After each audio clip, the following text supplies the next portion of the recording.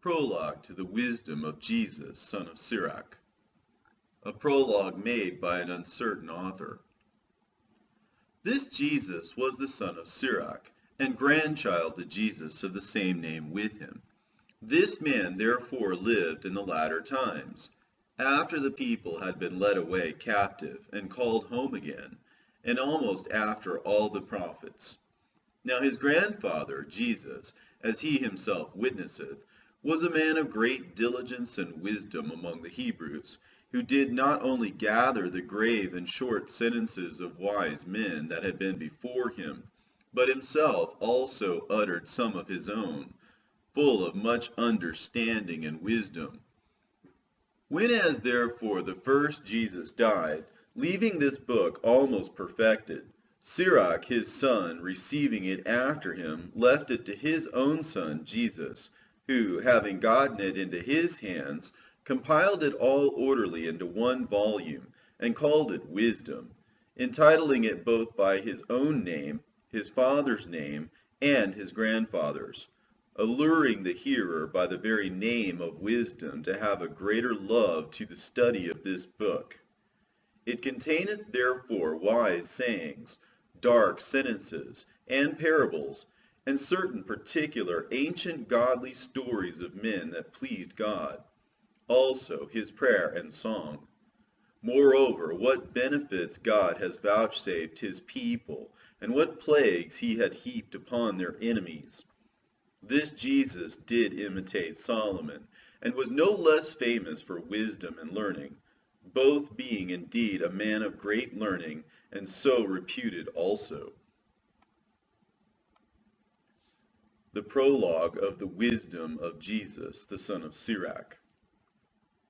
Whereas many and great things have been delivered unto us by the law and the prophets, and by others that have followed in their steps, for the things which Israel ought to be commended for learning and wisdom, and whereof not only the readers must needs become skillful themselves, but also they that desire to learn be able to profit them which are without, both by speaking and writing. My grandfather Jesus, when he had much given himself to the reading of the law and the prophets and the other books of our fathers, and had gotten therein good judgment, was drawn on also himself to write something pertaining to learning and wisdom, to the intent that those which are desirous to learn and are addicted to these things might profit much more in living according to the law. Wherefore let me entreat you to read it with favor and attention, and to pardon us wherein we may seem to come short of some words which we have labored to interpret.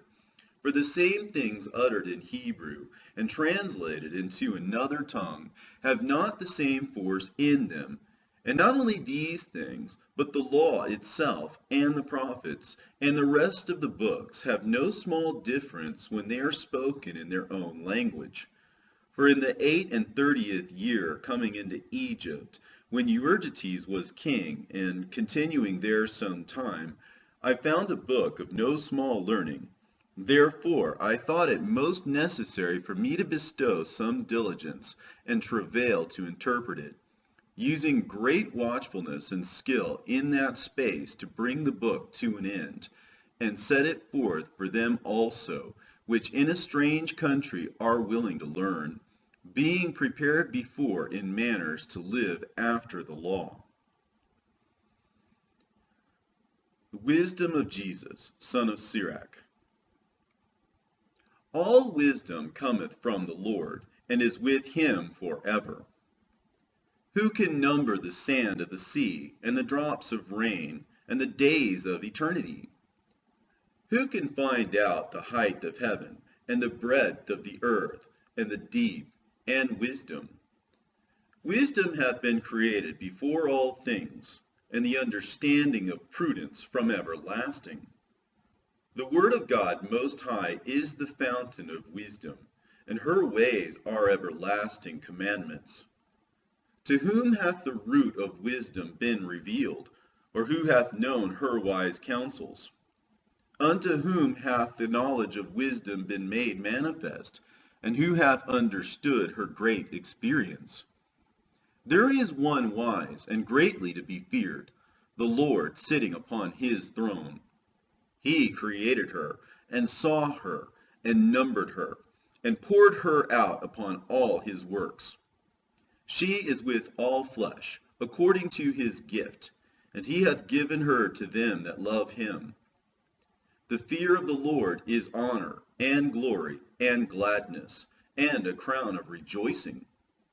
The fear of the Lord maketh a merry heart, and giveth joy and gladness, and a long life. Whoso feareth the Lord, it shall go well with him at the last, and he shall find favor in the day of his death.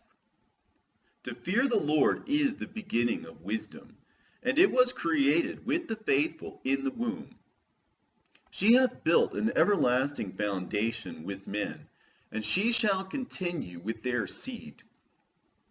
To fear the Lord is fullness of wisdom, and filleth men with her fruits. She filleth all their house with things desirable, and the garners with her increase.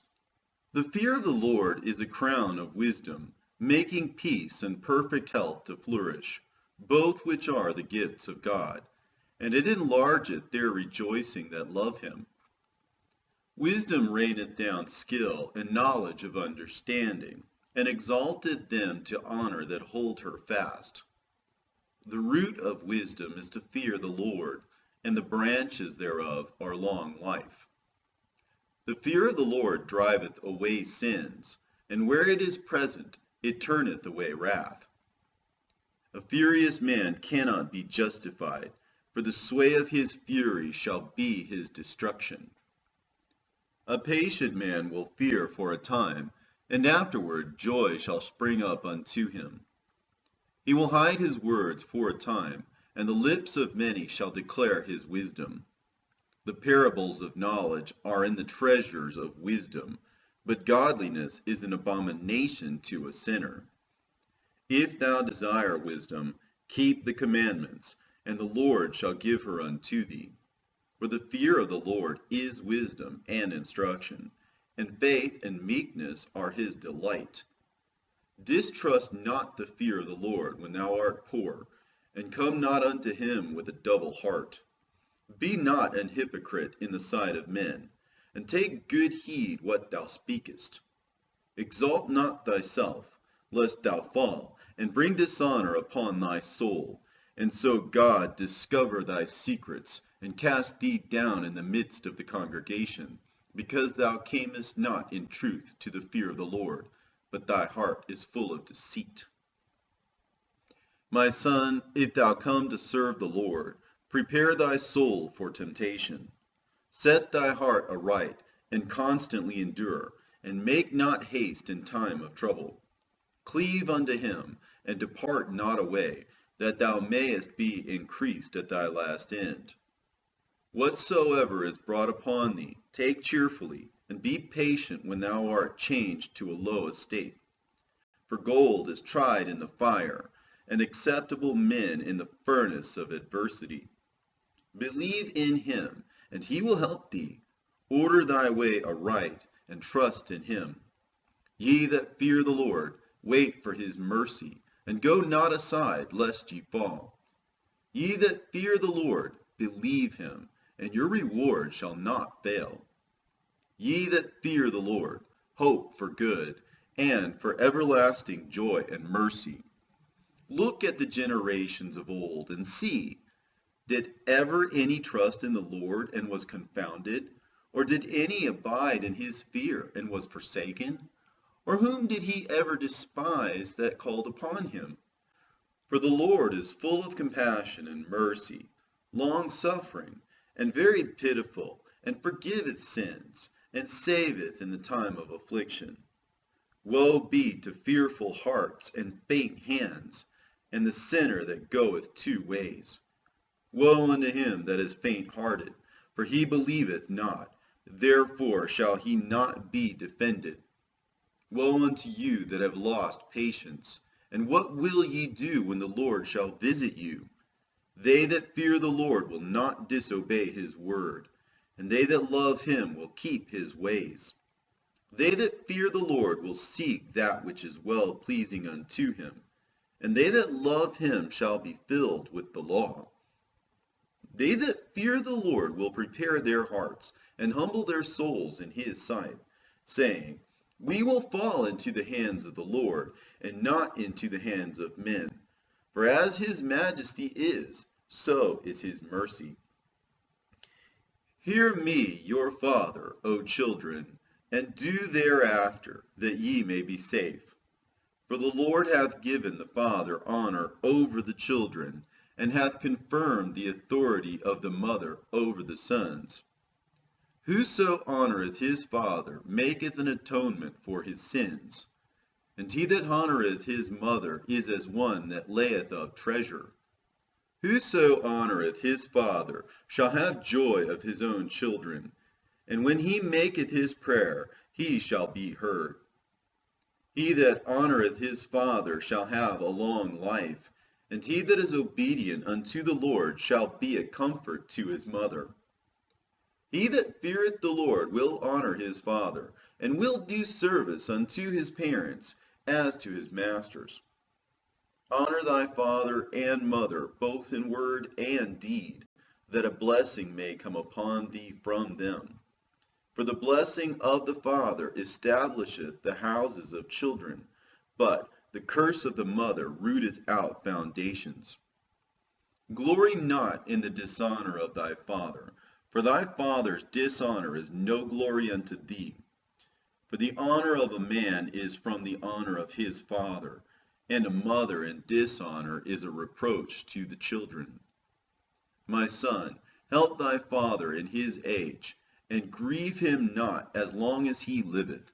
And if his understanding fail, have patience with him, and despise him not when thou art in thy full strength. For the relieving of thy father shall not be forgotten, and instead of sins it shall be added to build thee up.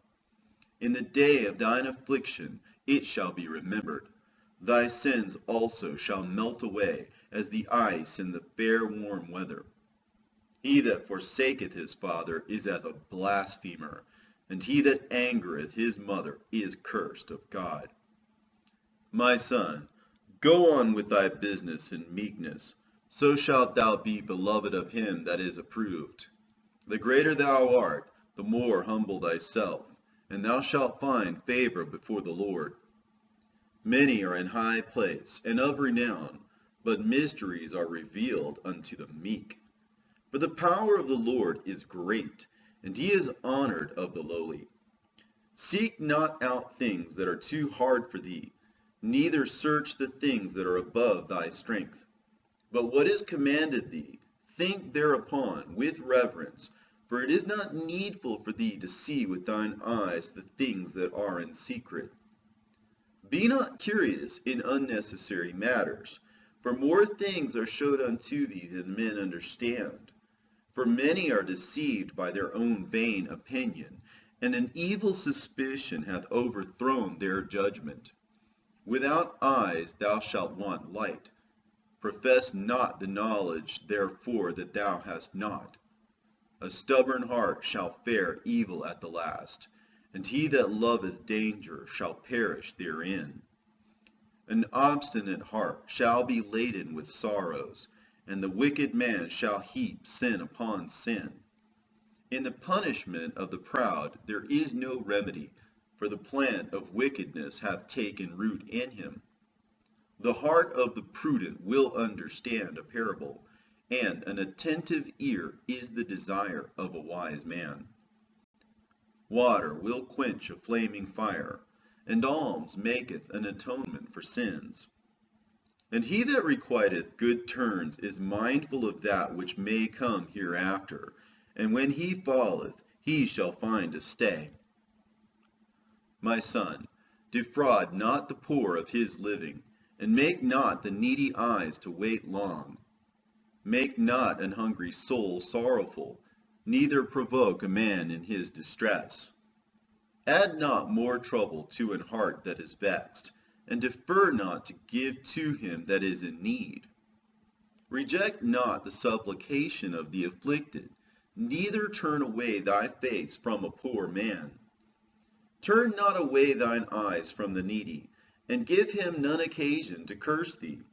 For if he curse thee in the bitterness of his soul, his prayer shall be heard of him that made him. Get thyself the love of the congregation, and bow thy head to a great man. Let it not grieve thee to bow down thine ear to the poor, and give him a friendly answer with meekness. Deliver him that suffereth wrong from the hand of the oppressor, and be not faint-hearted when thou sittest in judgment.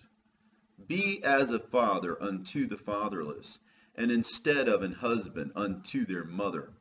So shalt thou be as the Son of the Most High, and he shall love thee more than thy mother doth. Wisdom exalteth her children, and layeth hold of them that seek her. He that loveth her loveth life, and they that seek to her early shall be filled with joy. He that holdeth her fast shall inherit glory, and wheresoever she entereth, the Lord will bless. They that serve her shall minister to the Holy One, and them that love her the Lord doth love. Whoso giveth ear unto her shall judge the nations, and he that attendeth unto her shall dwell securely. If a man commit himself unto her, he shall inherit her, and his generation shall hold her in possession. For at the first she will walk with him by crooked ways, and bring fear and dread upon him, and torment him with her discipline, until she may trust his soul, and try him by her laws. Then she will return the straight way unto him, and comfort him, and show him her secrets. But if he go wrong, she will forsake him, and give him over to his own ruin. Observe the opportunity, and beware of evil, and be not ashamed when it concerneth thy soul. For there is a shame that bringeth sin, and there is a shame which is glory and grace. Accept no person against thy soul, and let not the reverence of any man cause thee to fall. And refrain not to speak when there is occasion to do good, and hide not thy wisdom in her beauty. For by speech wisdom shall be known, and learning by the word of the tongue. In no wise speak against the truth, but be abashed of the error of thine ignorance. Be not ashamed to confess thy sins, and force not the course of the river. Make not thyself an underling to a foolish man, neither accept the person of the mighty. Strive for the truth unto death, and the Lord shall fight for thee. Be not hasty in thy tongue, and in thy deeds slack and remiss. Be not as a lion in thy house, nor frantic among thy servants. Let not thine hand be stretched out to receive, and shut when thou shouldest repay. Set thy heart upon thy goods, and say not, I have enough for my life. Follow not thine own mind and thy strength, to walk in the ways of thy heart. And say not, who shall control me for my works? For the Lord will surely revenge thy pride. Say not, I have sinned, and what harm hath happened unto me? For the Lord is long-suffering. He will in no wise let thee go. Concerning propitiation, be not without fear, and add sin unto sin.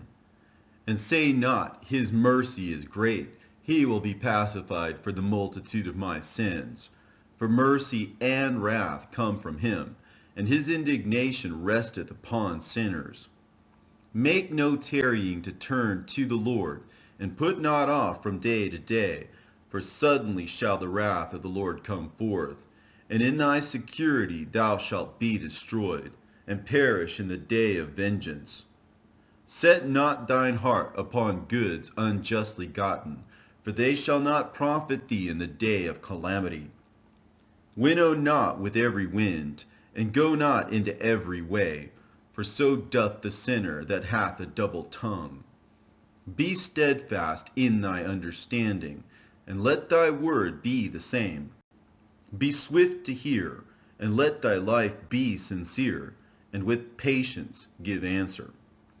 If thou hast understanding, answer thy neighbor.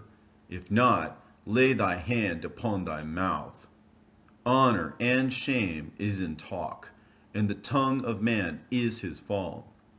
Be not called a whisperer, and lie not in wait with thy tongue.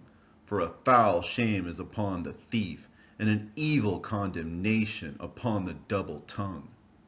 Be not ignorant of anything in a great matter or a small. Instead of a friend, become not an enemy, for thereby thou shalt inherit an ill name, shame, and reproach. Even so shall a sinner that hath a double tongue. Extol not thyself in the counsel of thine own heart, that thy soul be not torn in pieces as a bull straying alone.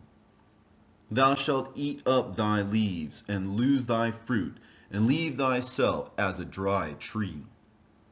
A wicked soul shall destroy him that hath it, and shall make him to be laughed to scorn of his enemies.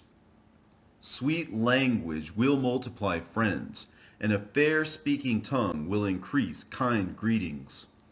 Be in peace with many, nevertheless have but one counselor of 1,000. If thou wouldest get a friend, prove him first, and be not hasty to credit him. For some man is a friend for his own occasion, and will not abide in the day of thy trouble. And there is a friend who, being turned to enmity and strife, will discover thy reproach. Again, some friend is as a companion at the table, and will not continue in the day of affliction. But in thy prosperity he will be as thyself, and will be bold over thy servants. If thou be brought low, he will be against thee, and will hide himself from thy face. Separate thyself from thine enemies, and take heed of thy friends. A faithful friend is a strong defense, and he that hath found such an one hath found a treasure. Nothing doth countervail a faithful friend, and his excellency is invaluable. A faithful friend is the medicine of life, and they that fear the Lord shall find him.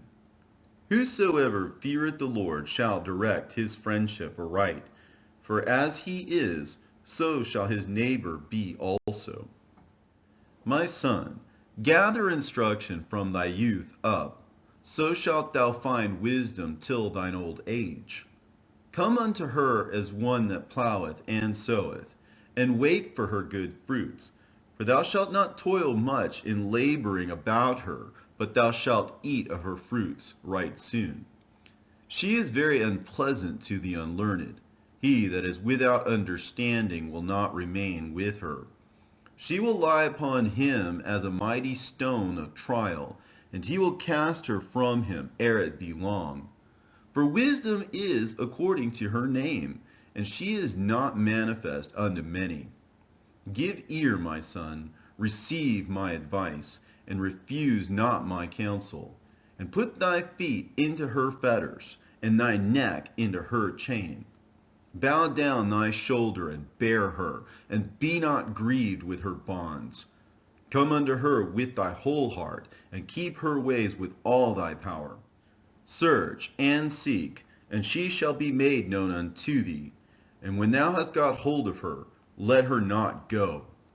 For at the last thou shalt find her rest, and that shall be turned to thy joy.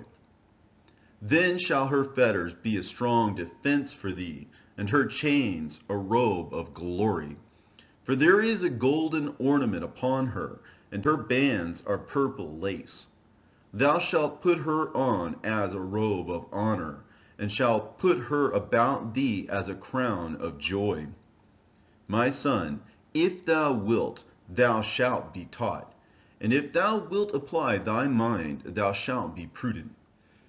If thou love to hear, thou shalt receive understanding, and if thou bow thine ear, thou shalt be wise.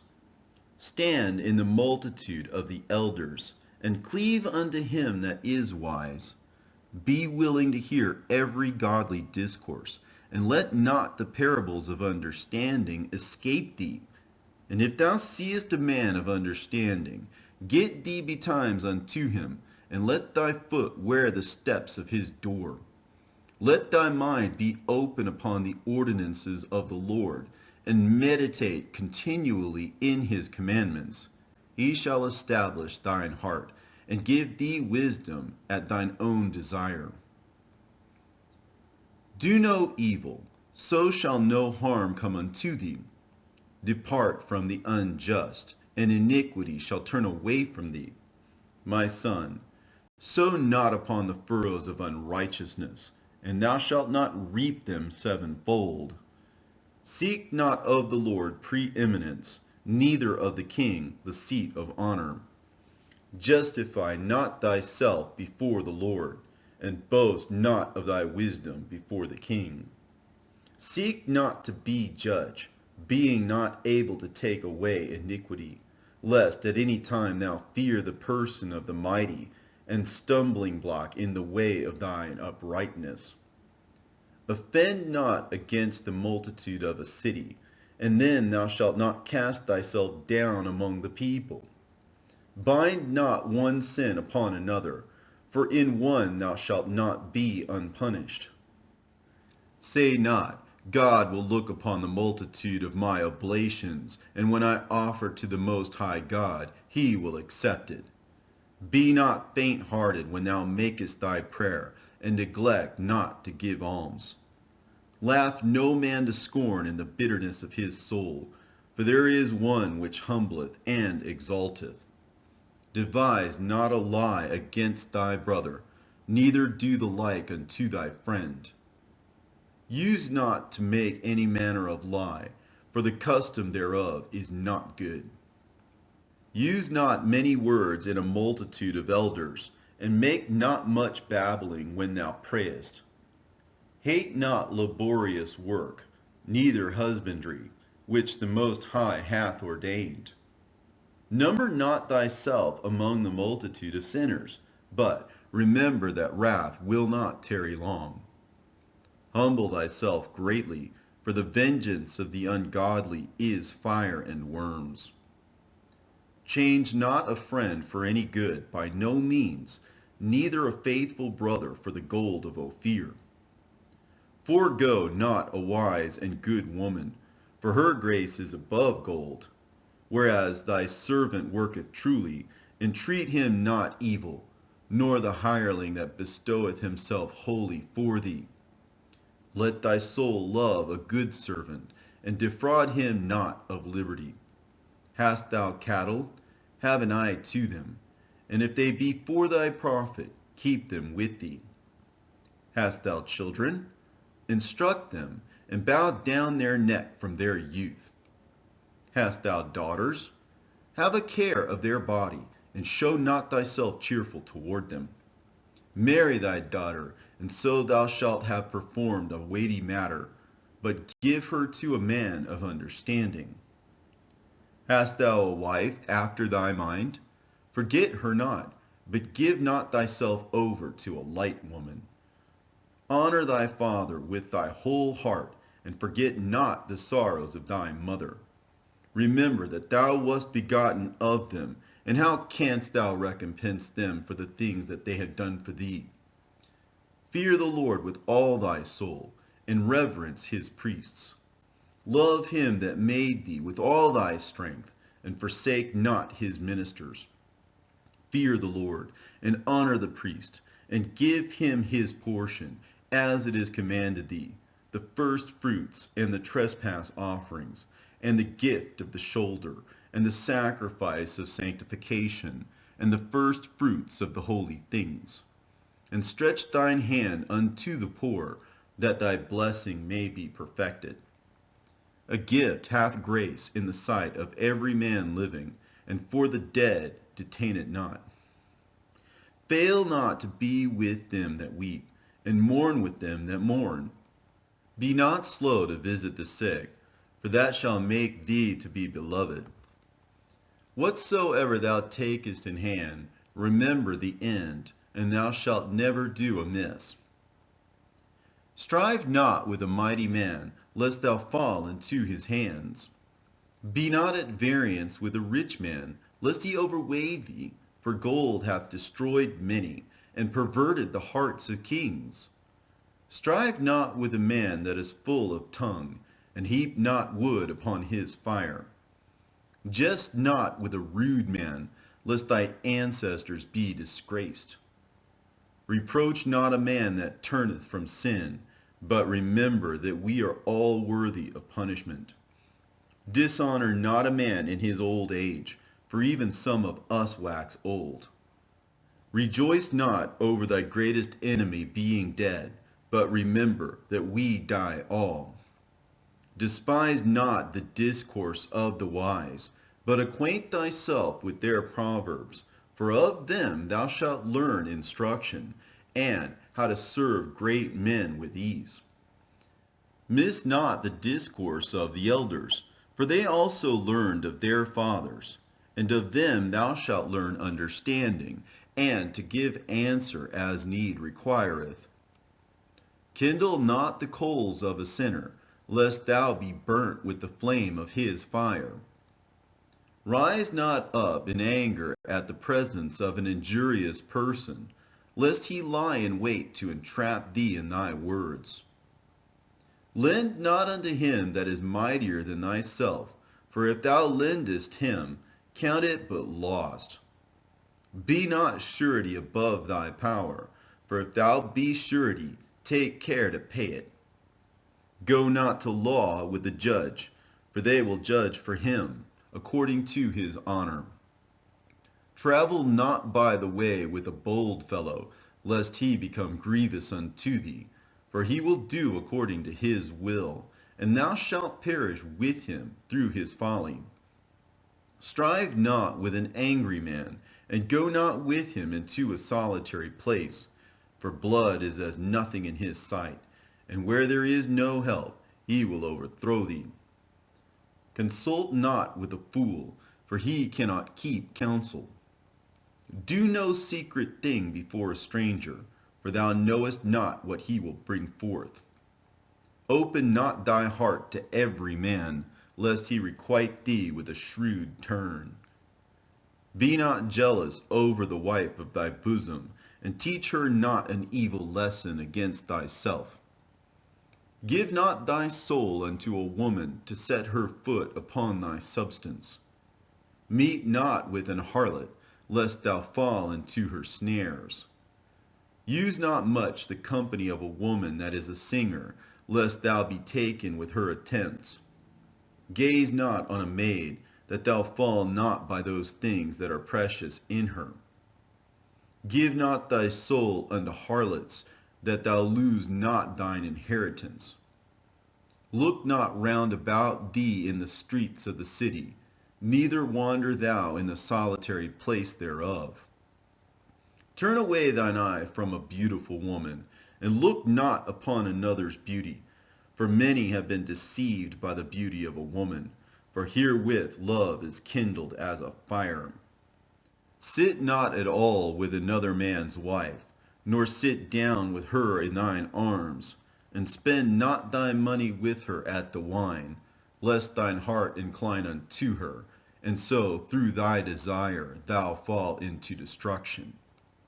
Forsake not an old friend, for the new is not comparable to him. A new friend is as a new wine. When it is old, thou shalt drink it with pleasure. Envy not the glory of a sinner, for thou knowest not what shall be his end.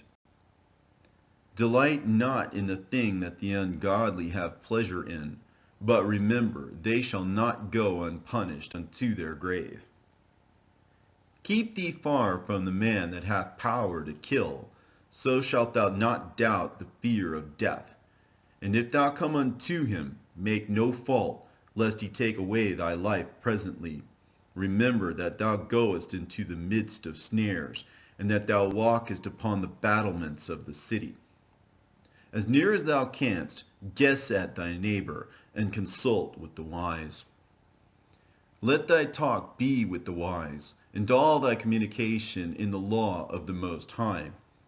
And let just men eat and drink with thee, and let thy glorying be in the fear of the Lord. For the hand of the artificer the work shall be commended, and the wise ruler of the people for his speech. A man of an ill tongue is dangerous in his city, and he that is rash in his talk shall be hated.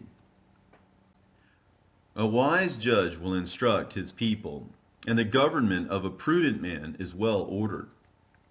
As the judge of the people is himself, so are his officers. And what manner of man the ruler of the city is, such are all they that dwell therein. An unwise king destroyeth his people, but through the prudence of them which are in authority the city shall be inhabited. The power of the earth is in the hand of the Lord, and in due time he will set over it one that is profitable. In the hand of God is the prosperity of man, and upon the person of the scribe shall he lay his honor. Bear not hatred to thy neighbor for every wrong, and do nothing at all by injurious practices. Pride is hateful before God and man, and by both doth one commit iniquity. Because of unrighteous dealings, injuries, and riches got by deceit, the kingdom is translated from one people to another. Why is earth and ashes proud?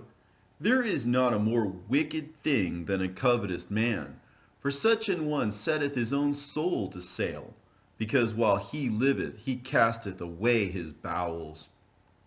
The physician cutteth off a long disease, and he that is today a king tomorrow shall die.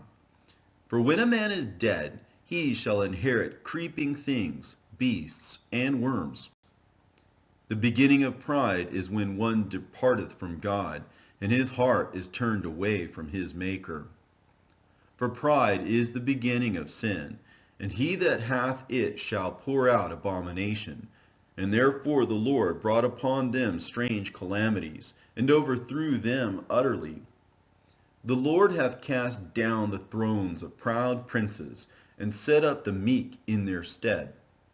The Lord hath plucked up the roots of the proud nations, and planted the lowly in their place.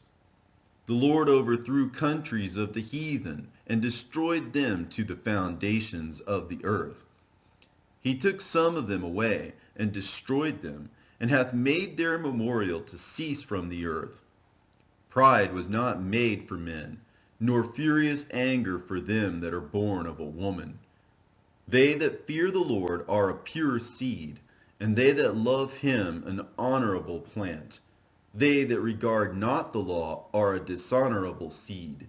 They that transgress the commandments are a deceivable seed. Among brethren, he that is chief is honorable. So are they that fear the Lord in his eyes.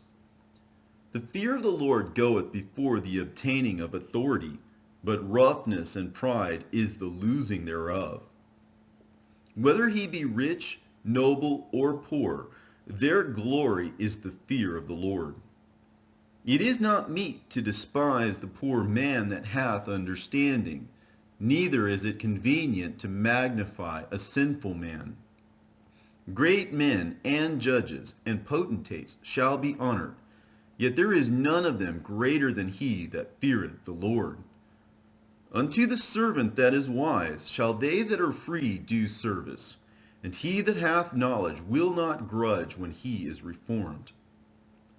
Be not overwise in doing thy business, and boast not thyself in the time of thy distress. Better is he that laboureth and aboundeth in all things, than he that boasteth himself and wanteth bread. My son, glorify thy soul in meekness, and give it honor according to the dignity thereof. Who will justify him that sinneth against his own soul? And who will honor him that dishonoureth his own life? The poor man is honored for his skill, and the rich man is honored for his riches. He that is honored in poverty, how much more in riches? And he that is dishonorable in riches, how much more in poverty? Wisdom lifteth up the head of him that is of low degree, and maketh him to sit among great men. Commend not a man for his beauty, neither abhor a man for his outward appearance. The bee is little among such as fly, but her fruit is the chief of sweet things. Boast not of thy clothing and raiment, and exalt not thyself in the day of honor. For the works of the Lord are wonderful, and his works among men are hidden. Many kings have sat down upon the ground, and one that was never thought of hath worn the crown.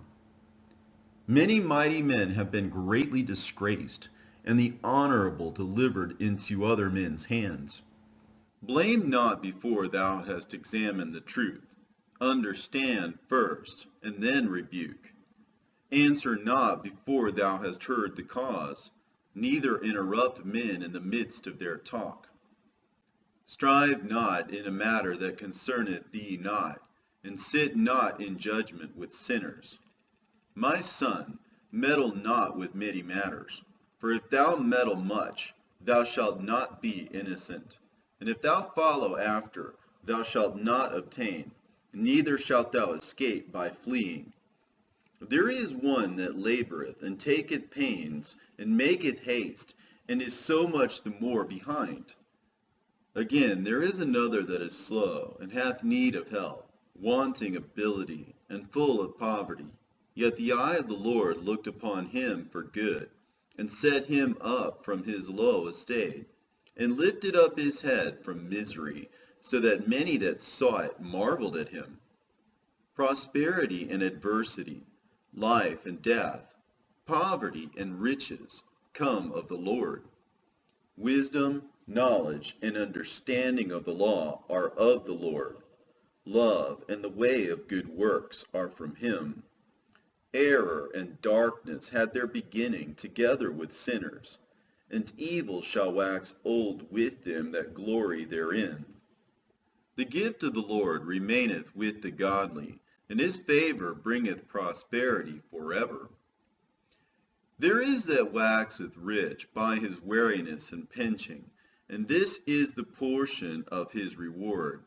Whereas he saith, I have found rest, and now will eat continually of my goods. And yet he knoweth not what time shall come upon him, and that he must leave those things to others, and die. Be steadfast in thy covenant, and be conversant therein, and wax old in thy work. Marvel not at the works of sinners, but trust in the Lord, and abide in thy labor. For it is an easy thing in the sight of the Lord on the sudden to make a poor man rich. The blessing of the Lord is in the reward of the godly, and suddenly he maketh his blessing flourish. Say not, what profit is there of my service, and what good thing shall I have hereafter?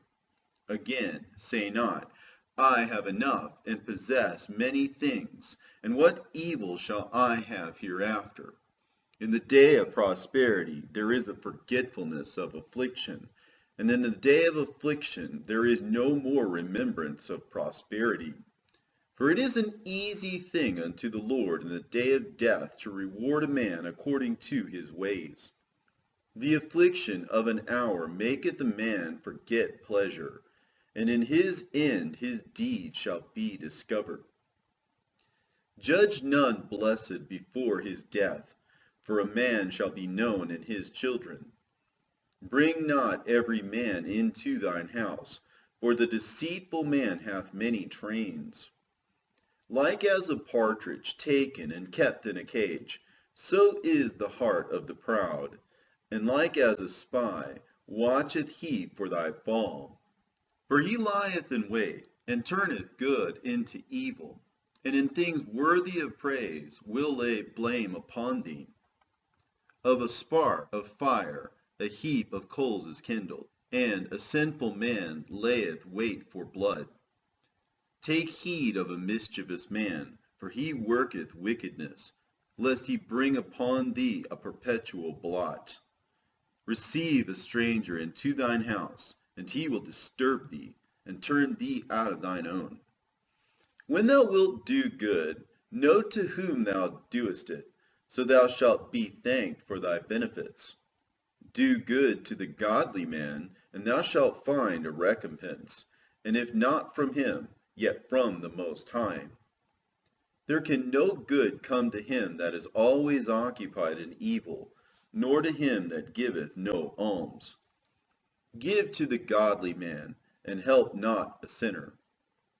Do well unto him that is lowly, but give not to the ungodly. Hold back thy bread, and give it not unto him, lest he overmaster thee thereby. For else thou shalt receive twice as much evil for all the good thou shalt have done unto him. For the Most High hateth sinners, and will repay vengeance unto the ungodly, and keepeth them against the mighty day of their punishment. Give unto the good, and help not the sinner. A friend cannot be known in prosperity, and an enemy cannot be hidden in adversity. In the prosperity of a man, enemies will be grieved, but in his adversity, even a friend will depart. Never trust thine enemy, for like as iron rusteth, so is his wickedness. Though he humble himself and go crouching, yet take good heed and beware of him. And thou shalt be unto him as if thou hadst wiped a looking-glass, and thou shalt know that his rust hath not been altogether wiped away. Set him not by thee, lest when he hath overthrown thee, he stand up in thy place. Neither let him sit at thy right hand, lest he seek to take thy seat. And thou at the last remember my words, and be pricked therewith. Who will pity a charmer that is bitten with a serpent, or any such as come nigh wild beasts? So one that goeth to a sinner, and is defiled with him in his sins, who will pity? For a while he will abide with thee, but if thou begin to fall, he will not tarry. An enemy speaketh sweetly with his lips, but in his heart he imagineth how to throw thee into a pit, and he will weep with his eyes, but if he find opportunity, he will not be satisfied with blood.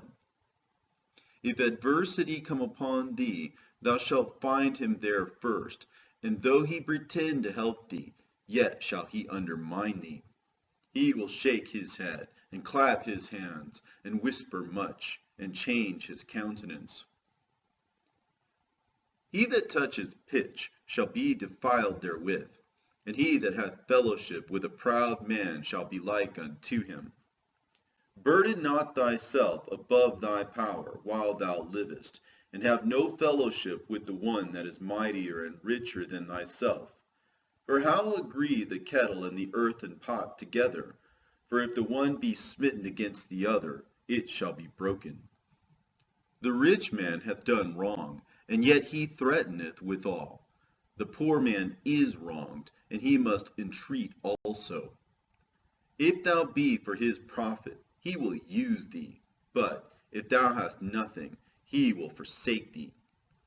If thou hast anything, he will live with thee, yea, he will make thee bear, and will not be sorry for it. If he hath need of thee, he will deceive thee, and smile upon thee, and put thee in hope. He will speak thee fair, and say, What wantest thou? And he will shame thee by his meats, until he have drawn thee dry twice or thrice, and at the last he will laugh thee to scorn afterward. When he seeth thee, he will forsake thee, and shake his head at thee. Beware that thou be not deceived and brought down in thy jollity. If thou be invited of a mighty man, withdraw thyself, and so much the more will he invite thee. Press thou not upon him, lest thou be put back. Stand not far off, lest thou be forgotten.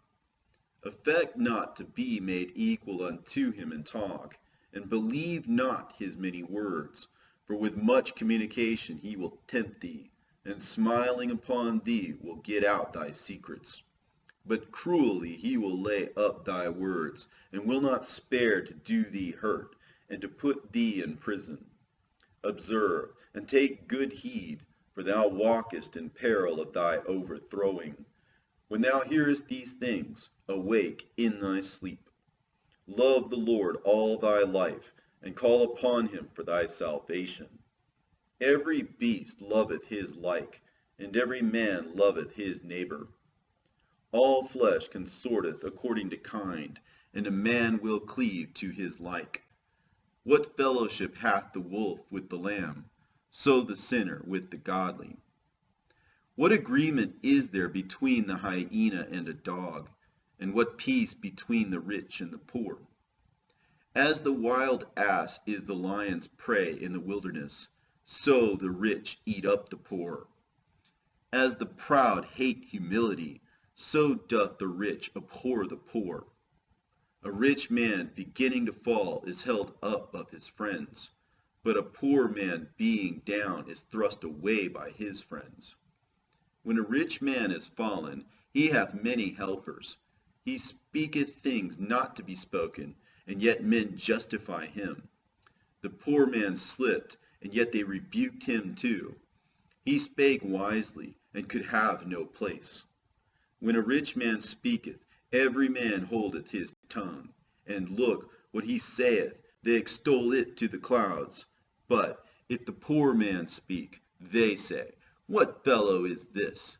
And if he stumble, they will help to overthrow him. Riches are good unto him that hath no sin, and poverty is evil in the mouth of the ungodly. The heart of a man changeth his countenance, whether it be for good or evil, and a merry heart maketh a cheerful countenance.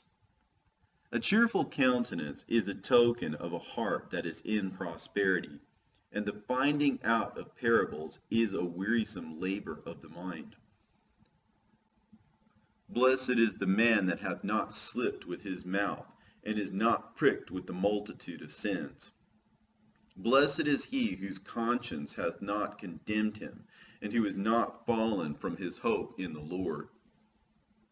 Riches are not comely for a miser, and what should an envious man do with money? He that gathereth by defrauding his own soul gathereth for others, that shall spend his goods riotously. He that is evil to himself, to whom will he be good? He shall not take pleasure in his goods. There is none worse than he that envieth himself, and this is a recompense of his wickedness. And if he doeth good, he doeth it unwillingly, and at the last he will declare his wickedness. The envious man hath a wicked eye. He turneth away his face, and despiseth men. A covetous man's eye is not satisfied with his portion, and the iniquity of the wicked drieth up his soul. A wicked eye envieth his bread, and he is a miser at his table. My son, according to thy ability, do good to thyself, and give the Lord his due offering.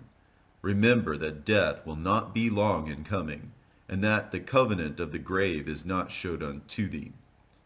Do good unto thy friend before thou die, and according to thy ability stretch out thy hand and give to him. Defraud not thyself of the good day, and let not the part of a good desire overpass thee. Shalt thou not leave thy travails unto another, and thy labors to be divided by lot?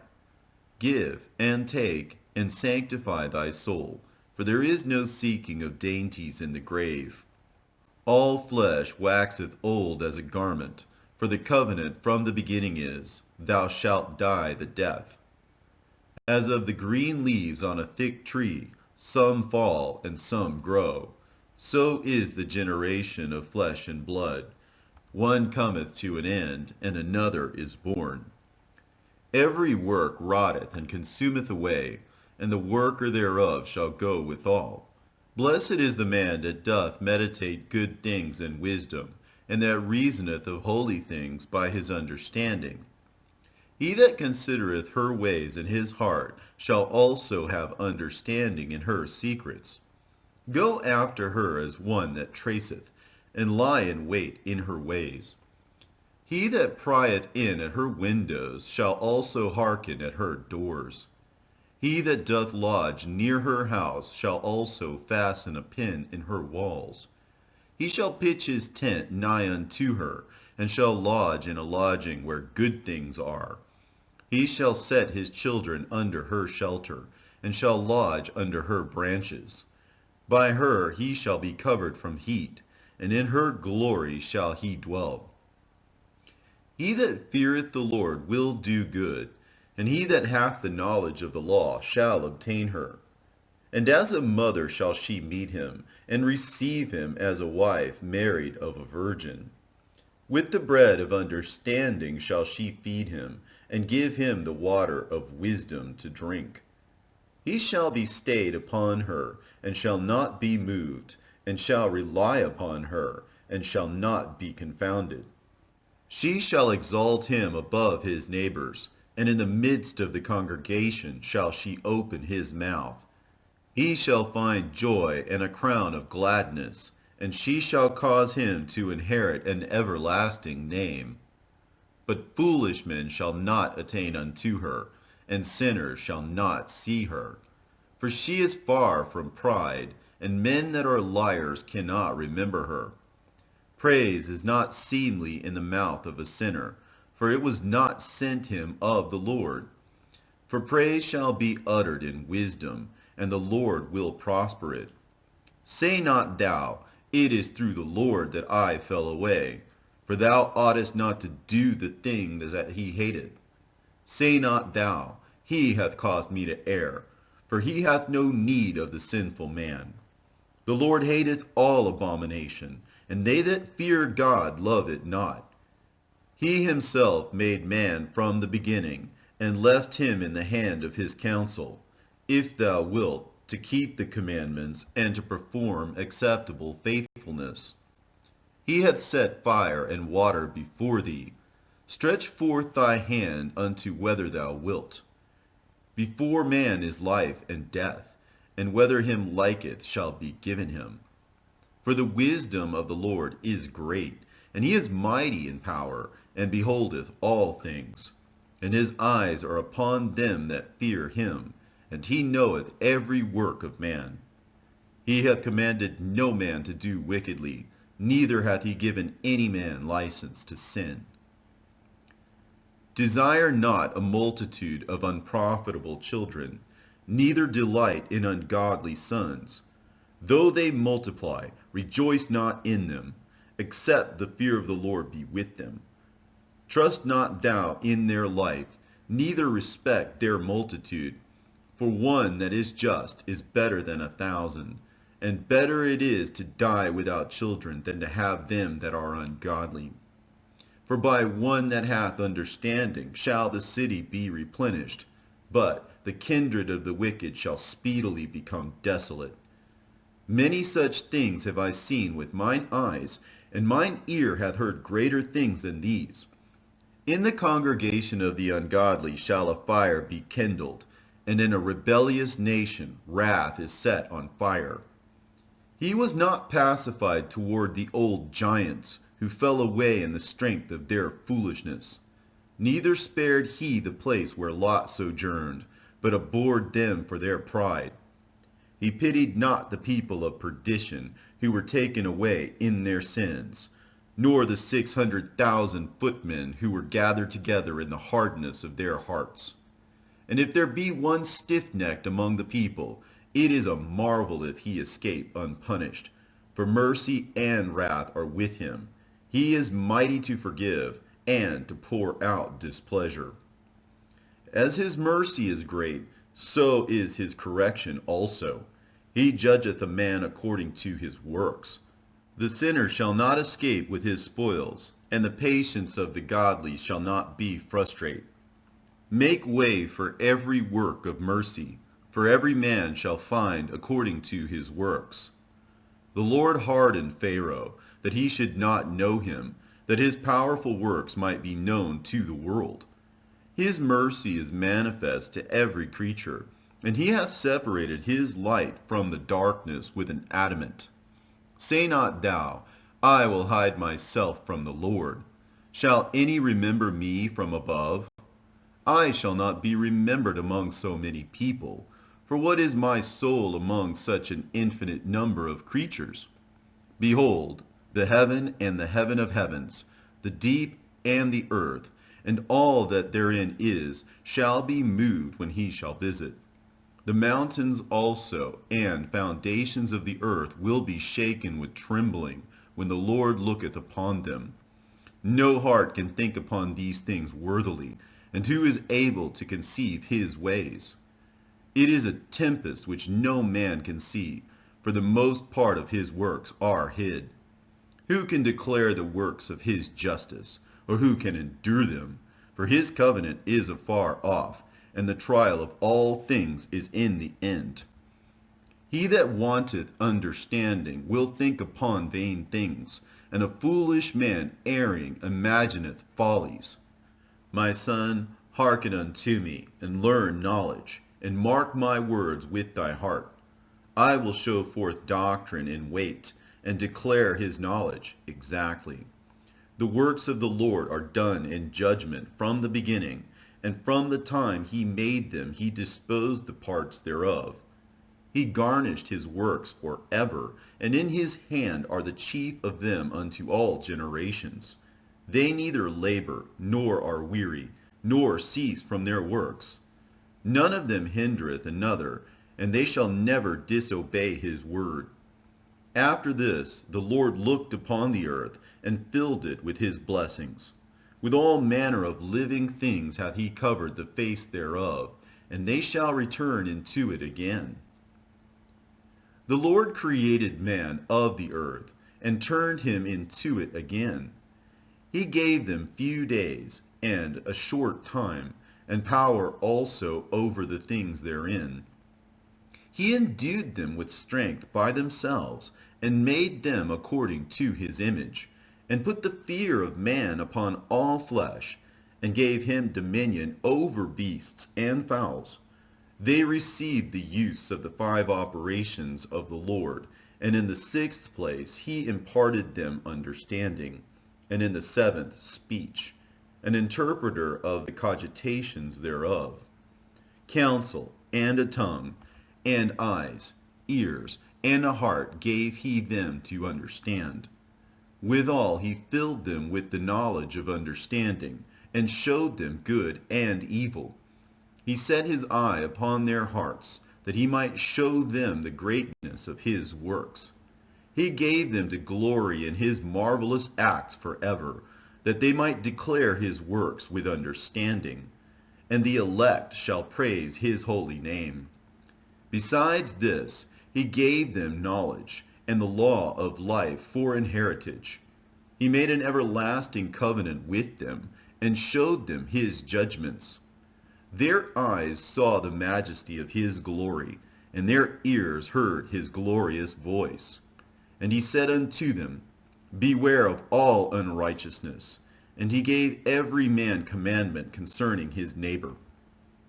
Their ways are ever before him, and shall not be hid from his eyes.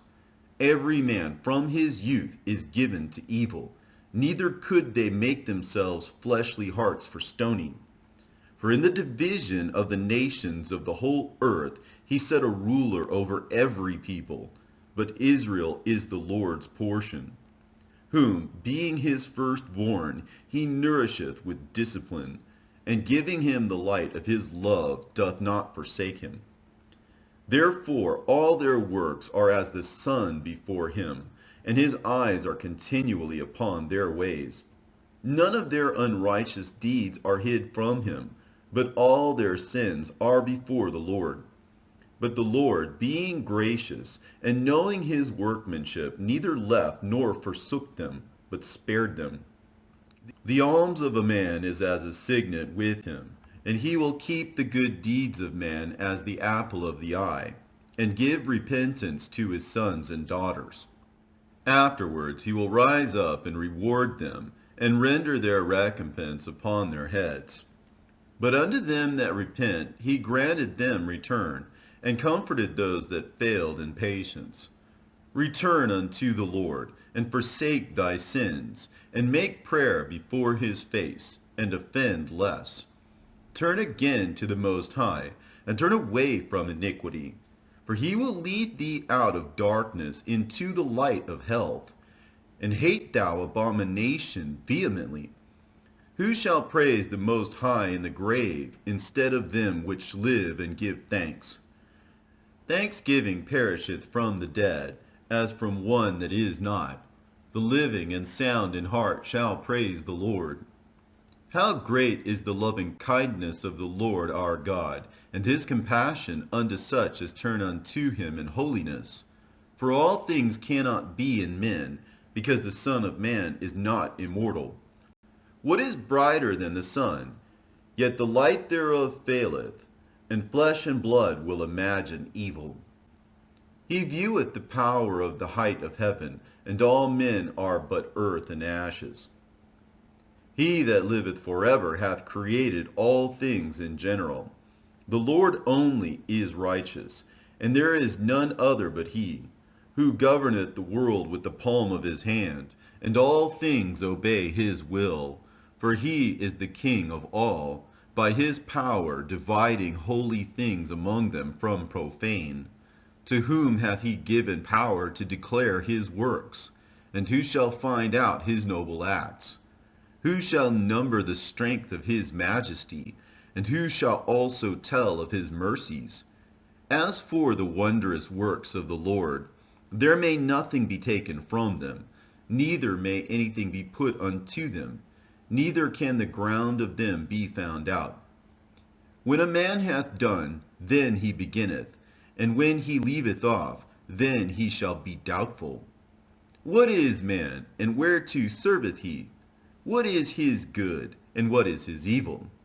The number of a man's days are at the most 100 years.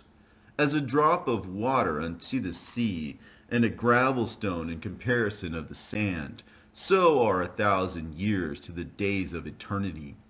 Therefore God is patient with them, and poureth forth his mercy upon them. He saw and perceived their end to be evil. Therefore he multiplied his compassion. The mercy of man is toward his neighbor, but the mercy of the Lord is upon all flesh. He reproveth and nurtureth, and teacheth, and bringeth again, as a shepherd his flock. He hath mercy on them that receive discipline, and that diligently seek after his judgments. My son, blemish not thy good deeds, neither use uncomfortable words when thou givest anything. Shall not the dew assuage the heat? So is a word better than a gift. Lo, is not a word better than a gift? But both are with a gracious man. A fool will upbraid churlishly, and a gift of the envious consumeth the eyes. Learn before thou speak, and use physic or ever thou be sick.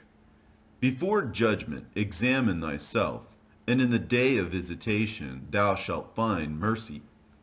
Humble thyself before thou be sick, and in the time of sins show repentance. Let nothing hinder thee to pay thy vow in due time, and defer not until death to be justified. Before thou prayest, prepare thyself, and be not as one that tempteth the Lord. Think upon the wrath that shall be at the end, and the time of vengeance, when he shall turn away his face.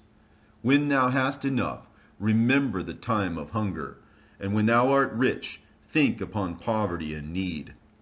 From the morning until the evening the time is changed, and all things are soon done before the Lord. A wise man will fear in everything, and in the day of sinning he will beware of offense, but a fool will not observe time. Every man of understanding knoweth wisdom, and will give praise unto him that found her.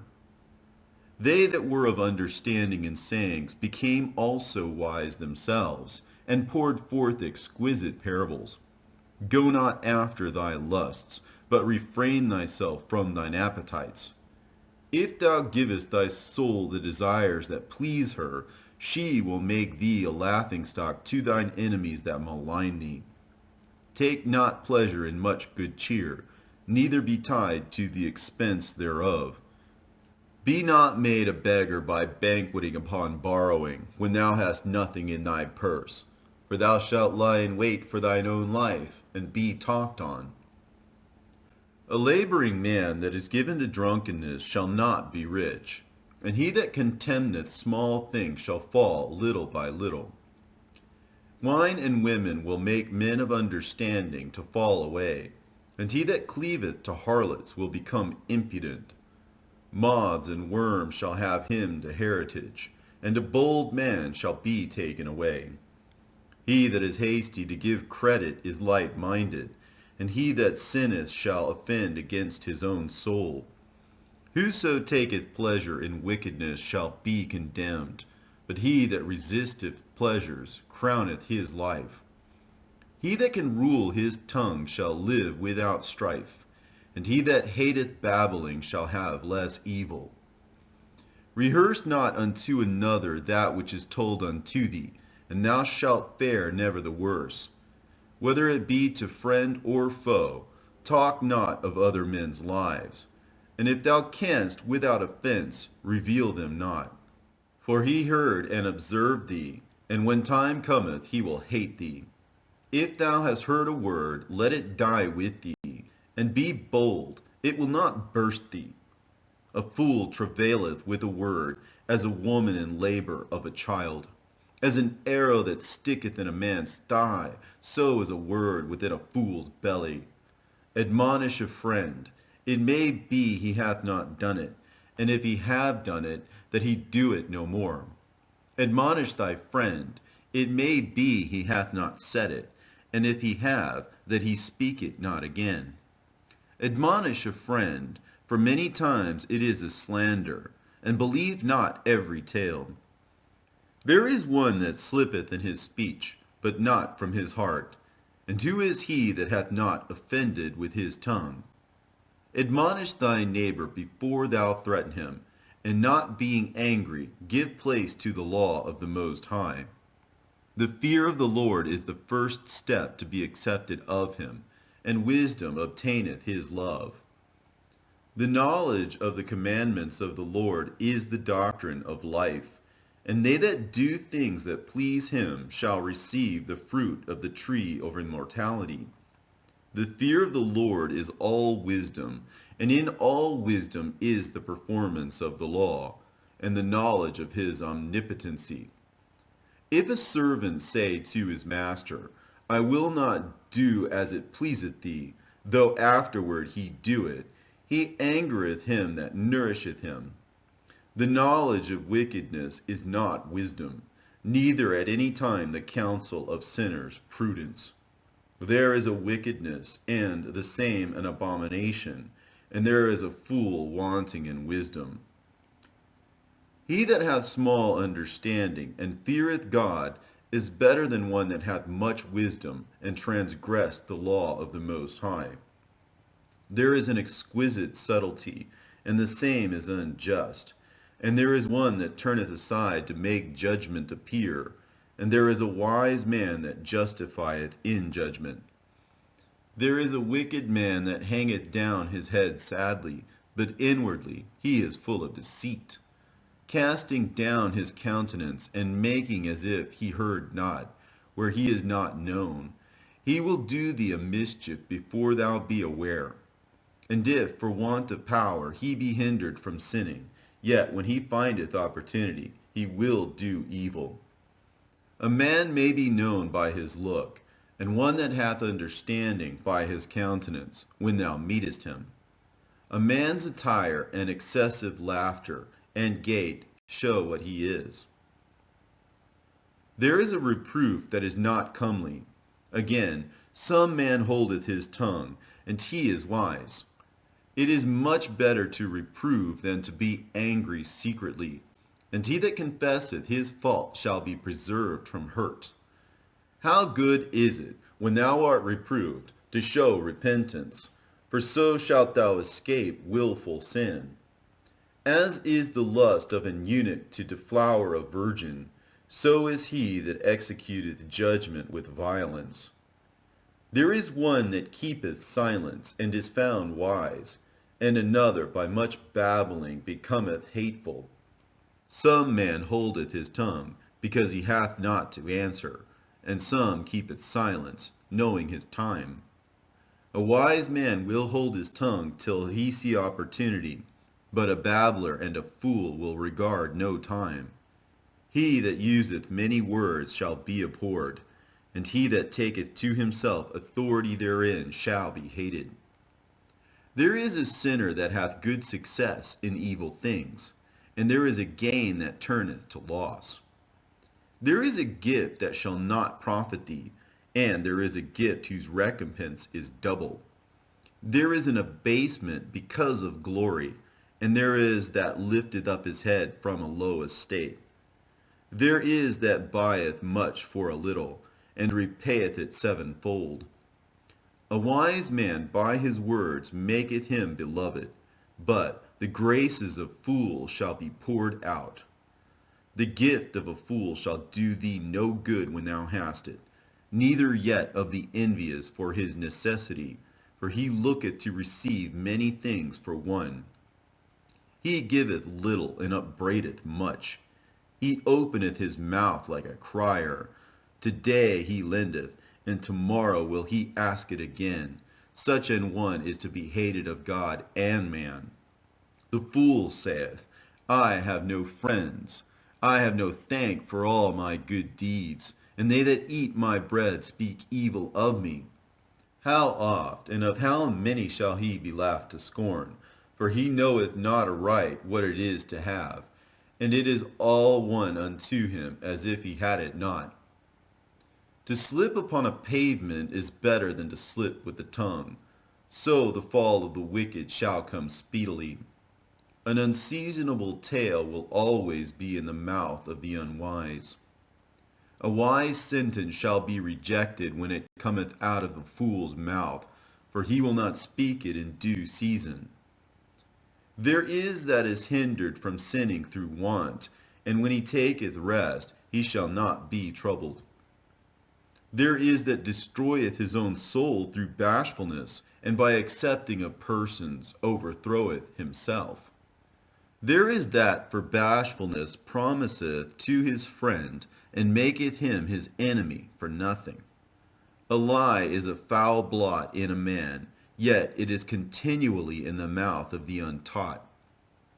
A thief is better than a man that is accustomed to lie, but they both shall have destruction to heritage.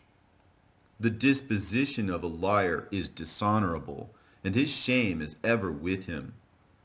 A wise man shall promote himself to honor with his words, and he that hath understanding will please great men.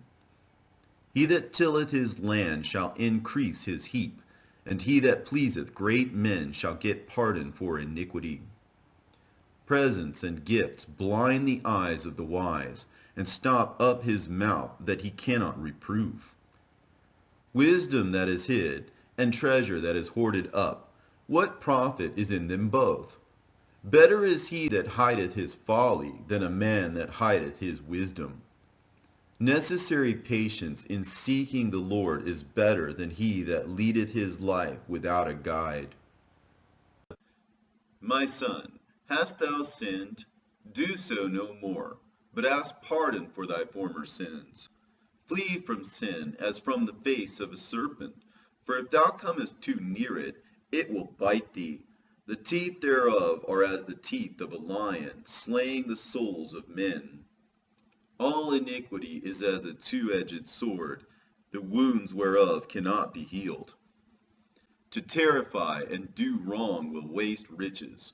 Thus the house of proud men shall be made desolate. A prayer out of a poor man's mouth reacheth to the ears of God, and his judgment cometh speedily. He that hateth to be reproved is in the way of sinners, but he that feareth the Lord will repent from his heart. An eloquent man is known far and near, but a man of understanding knoweth when he slippeth. He that buildeth his house with other men's money is like one that gathereth himself stones for the tomb of his burial. The congregation of the wicked is like tow wrapped together, and the end of them is a flame of fire to destroy them. The way of sinners is made plain with stones, but at the end thereof is the pit of hell. He that keepeth the law of the Lord getteth the understanding thereof, and the perfection of the fear of the Lord is wisdom. He that is not wise will not be taught, but there is a wisdom which multiplieth bitterness. The knowledge of a wise man shall abound like a flood, and his counsel is like a pure fountain of life. The inner parts of a fool are like a broken vessel, and he will hold no knowledge as long as he liveth. If a skillful man hear a wise word, he will commend it, and add unto it. But as soon as one of no understanding heareth it, it displeaseth him, and he casteth it behind his back. The talking of a fool is like a burden in the way, but grace shall be found in the lips of the wise. They inquire at the mouth of the wise man in the congregation, and they shall ponder his words in their heart. As is a house that is destroyed, so is wisdom to a fool, and the knowledge of the unwise is as talk without sense. Doctrine unto fools is as fetters on the feet, and like manacles on the right hand. A fool lifteth up his voice with laughter, but a wise man doth scarce smile a little. Learning is unto a wise man as an ornament of gold, and like a bracelet upon his right arm. A foolish man's foot is soon in his neighbor's house, but a man of experience is ashamed of him. A fool will peep in at the door into the house, but he that is well nurtured will stand without. It is the rudeness of a man to hearken at the door, but a wise man will be grieved with the disgrace. The lips of talkers will be telling such things as pertain not unto them, but the words of such as have understanding are weighed in the balance. The heart of fools is in their mouth, but the mouth of the wise is in their heart. When the ungodly curseth Satan, he curseth his own soul. A whisperer defileth his own soul, and is hated wheresoever he dwelleth. A slothful man is compared to a filthy stone, and every one will hiss him out to his disgrace. A slothful man is compared to the filth of a dunghill.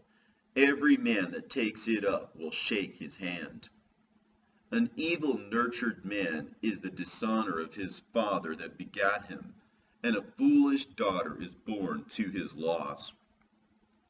A wise daughter shall bring an inheritance to her husband, but she that liveth dishonestly is her father's heaviness. She that is bold dishonoreth both her father and her husband, but they both shall despise her. A tale out of season is as music in the morning, but stripes and correction of wisdom are never out of time.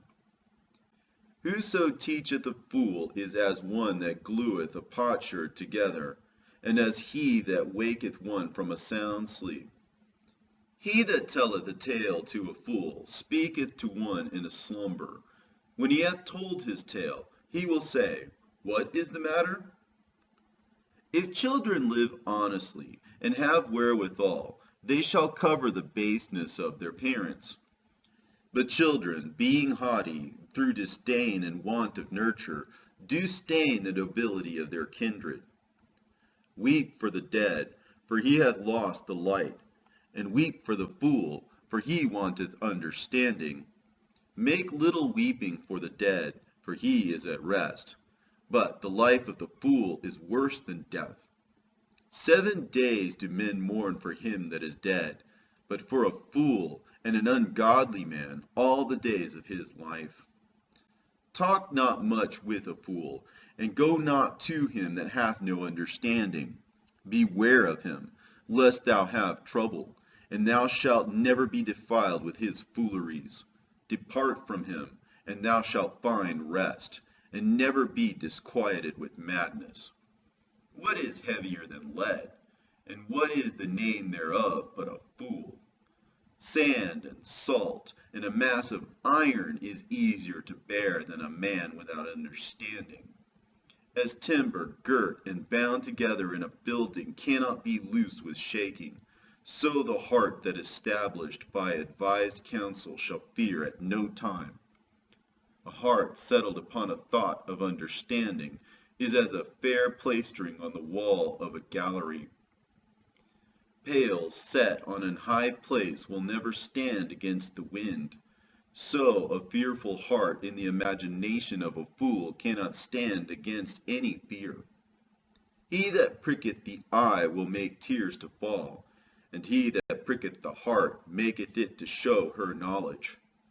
Whoso casteth a stone at the birds frayeth them away, and he that upbraideth his friend breaketh friendship.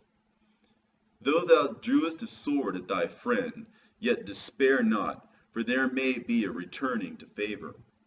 If thou hast opened thy mouth against thy friend, fear not, for there may be a reconciliation, except for upbraiding or pride or disclosing of secrets, or a treacherous wound. For these things every friend will depart. Be faithful to thy neighbor in his poverty, that thou mayest rejoice in his prosperity. Abide steadfast unto him in the time of his trouble, that thou mayest be heir with him in his heritage. For a mean estate is not always to be contemned, nor the rich that is foolish to be had in admiration. As the vapor and smoke of a furnace goeth before the fire, so reviling before blood. I will not be ashamed to defend a friend, neither will I hide myself from him. And if any evil happen unto me by him, every one that heareth it will beware of him. Who shall set a watch before my mouth, and a seal of wisdom upon my lips, that I fall not suddenly by them, and that my tongue destroy me not? O Lord, Father, and Governor of my whole life, leave me not to their counsels, and let me not fall by them. Who will set scourges over my thoughts, and the discipline of wisdom over mine heart, that they spare me not for mine ignorances, and it pass not by my sins, lest mine ignorances increase, and my sins abound to my destruction, and I fall before mine adversaries, and mine enemy rejoice over me, whose hope is far from thy mercy. O Lord, Father, and God of my life, give me not a proud look, but turn away from thy servants always a haughty mind. Turn away from me vain hopes and concupiscence, and thou shalt hold him up that is desirous always to serve thee. Let not the greediness of the belly, nor the lust of the flesh take hold of me, and give not over me thy servant into an impudent mind. Hear, O ye children, the discipline of the mouth. He that keepeth it shall never be taken in his lips. The sinner shall be left in his foolishness. Both the evil speaker and the proud shall fall thereby. Accustom not thy mouth to swearing, neither use thyself to the naming of the Holy One. For as a servant that is continually beaten shall not be without a blue mark, so he that sweareth and nameth God continually shall not be faultless. A man that useth much swearing shall be filled with iniquity, and the plague shall never depart from his house.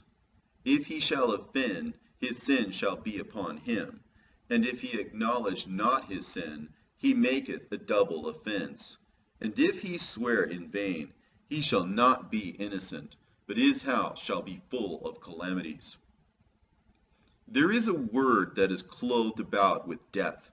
God grant that it be not found in the heritage of Jacob, for all such things shall be far from the godly, and they shall not wallow in their sins.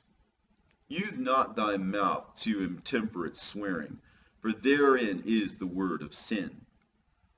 Remember thy father and thy mother when thou sittest among great men, and be not forgetful before them, and so thou by thy custom become a fool, and wish that thou hadst not been born, and curse the day of thy nativity.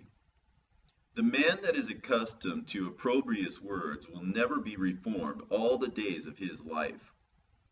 Two sorts of men multiply sin, and the third will bring wrath. A hot mind is as a burning fire. It will never be quenched till it be consumed. A fornicator in the body of his flesh will never cease till he hath kindled a fire. All bread is sweet to a whoremonger. He will not leave off till he die. A man that breaketh wedlock, saying thus in his heart, Who seeth me? I am compassed about with darkness. The walls cover me, and nobody seeth me. What need I to fear? The Most High will not remember my sins.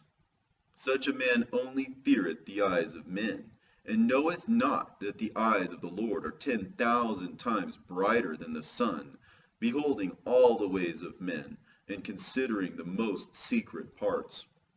He knew all things ere ever they were created. So also after they were perfected he looked upon them all. This man shall be punished in the streets of the city, and where he suspecteth not, he shall be taken. Thus shall it go also with the wife that leaveth her husband, and bringeth in an heir by another. For first, she hath disobeyed the law of the Most High, and secondly, she hath trespassed against her own husband, and thirdly, she hath played the whore in adultery, and brought children by another man. She shall be brought out into the congregation, and inquisition shall be made of her children. Her children shall not take root, and her branches shall bring forth no fruit. She shall leave her memory to be cursed, and her reproach shall not be blotted out. And they that remain shall know that there is nothing better than the fear of the Lord, and that there is nothing sweeter than to take heed unto the commandments of the Lord. It is great glory to follow the Lord, and to be received of him is long life. Wisdom shall praise herself, and shall glory in the midst of her people. In the congregation of the Most High shall she open her mouth, and triumph before his power. I came out of the mouth of the Most High, and covered the earth as a cloud. I dwelt in high places, and my throne is in a cloudy pillar. I alone compassed the circuit of heaven, and walked in the bottom of the deep. In the waves of the sea, and in all the earth, and in every people and nation, I got a possession. With all these I sought rest, and in whose inheritance shall I abide? So the Creator of all things gave me a commandment, and he that made me caused my tabernacle to rest, and said, Let thy dwelling be in Jacob, and thine inheritance in Israel. He created me from the beginning, before the world, and I shall never fail. In the holy tabernacle I served before him, and so was I established in Zion. Likewise, in the beloved city he gave me rest, and in Jerusalem was my power. And I took root in an honorable people, even in the portion of the Lord's inheritance. I was exalted like a cedar in Libanus, and as a cypress tree upon the mountains of Hermon. I was exalted like a palm tree in En-gedi, and was as a rose plant in Jericho, as a fair olive tree in a pleasant field, and grew up as a plane tree by the water. I gave a sweet smell like cinnamon and aspalathus, and I yielded a pleasant odor like the best myrrh, as galbanum and onyx and sweet storax, and as the fume of frankincense in the tabernacle. As the turpentine tree I stretched out my branches, and my branches are the branches of honor and grace. As the vine brought I forth pleasant savor, and my flowers are the fruit of honor and riches. I am the mother of fair love, and fear, and knowledge, and holy hope. I therefore, being eternal, and given to all of my children which are named of him, come unto me, all ye that be desirous of me, and fill yourselves with my fruits. For my memorial is sweeter than honey, and mine inheritance than the honeycomb. They that eat me shall yet be hungry, and they that drink me shall yet be thirsty. He that obeyeth me shall never be confounded, and they that work by me shall not do amiss. All these things are the book of the covenant of the Most High God, even the law which Moses commanded for an heritage unto the congregations of Jacob. Faint not to be strong in the Lord, that he may confirm you. Cleave unto him, for the Lord Almighty is God alone, and beside him there is no other Savior. He filleth all things with his wisdom, as Pison and as Tigris in the time of the new fruits. He maketh the understanding to abound like Euphrates, and as Jordan in the time of the harvest. He maketh the doctrine of knowledge appear as the light, and as Gihon in the time of vintage. The first man knew her not perfectly, no more shall the last find her out. For her thoughts are more than the sea, and her counsels profounder than the great deep. I also came out as a brook from a river, and as a conduit into the garden. I said, I will water my best garden, and will water abundantly my garden bed. And lo, my brook became a river, and my river became a sea. I will yet make doctrine to shine as the morning, and will send forth her light afar off.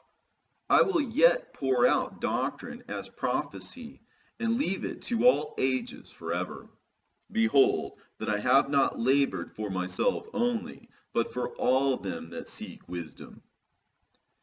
In 3 things was I beautified, and stood up beautiful both before God and men: the unity of brethren, the love of neighbors, a man and a wife that agree together. 3 sorts of men my soul hateth, and I am greatly offended at their life: a poor man that is proud, a rich man that is a liar, and an old adulterer that doteth. If thou hast gathered nothing in thy youth, how canst thou find anything in thine age? Oh, how comely a thing is judgment for gray hairs, and for ancient men to know counsel. Oh, how comely is the wisdom of old men, and understanding and counsel to men of honor. Much experience is the crown of old men, and the fear of God is their glory. There be 9 things which I have judged in mine heart to be happy, and the 10th I will utter with my tongue. A man that hath joy of his children, and he that liveth to see the fall of his enemy. Well is him that dwelleth with a wife of understanding, and hath not slipped with his tongue, and that hath not served a man more unworthy than himself. Well is him that hath found prudence, and he that speaketh in the ears of them that will hear. O how great is he that findeth wisdom! Yet is there none above him that feareth the Lord. But the love of the Lord passeth all things for illumination. He that holdeth it, whereto shall he be likened? The fear of the Lord is the beginning of his love, and faith is the beginning of cleaving unto him. Give me any plague but the plague of the heart, and any wickedness but the wickedness of a woman, and any affliction but the affliction from them that hate me, and any revenge but the revenge of enemies. There is no head above the head of a serpent, and there is no wrath above the wrath of an enemy. I had rather dwell with a lion and a dragon than to keep house with a wicked woman. The wickedness of a woman changeth her face, and darkeneth her countenance like sackcloth.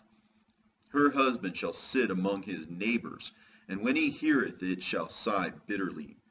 All wickedness is but little to the wickedness of a woman. Let the portion of a sinner fall upon her.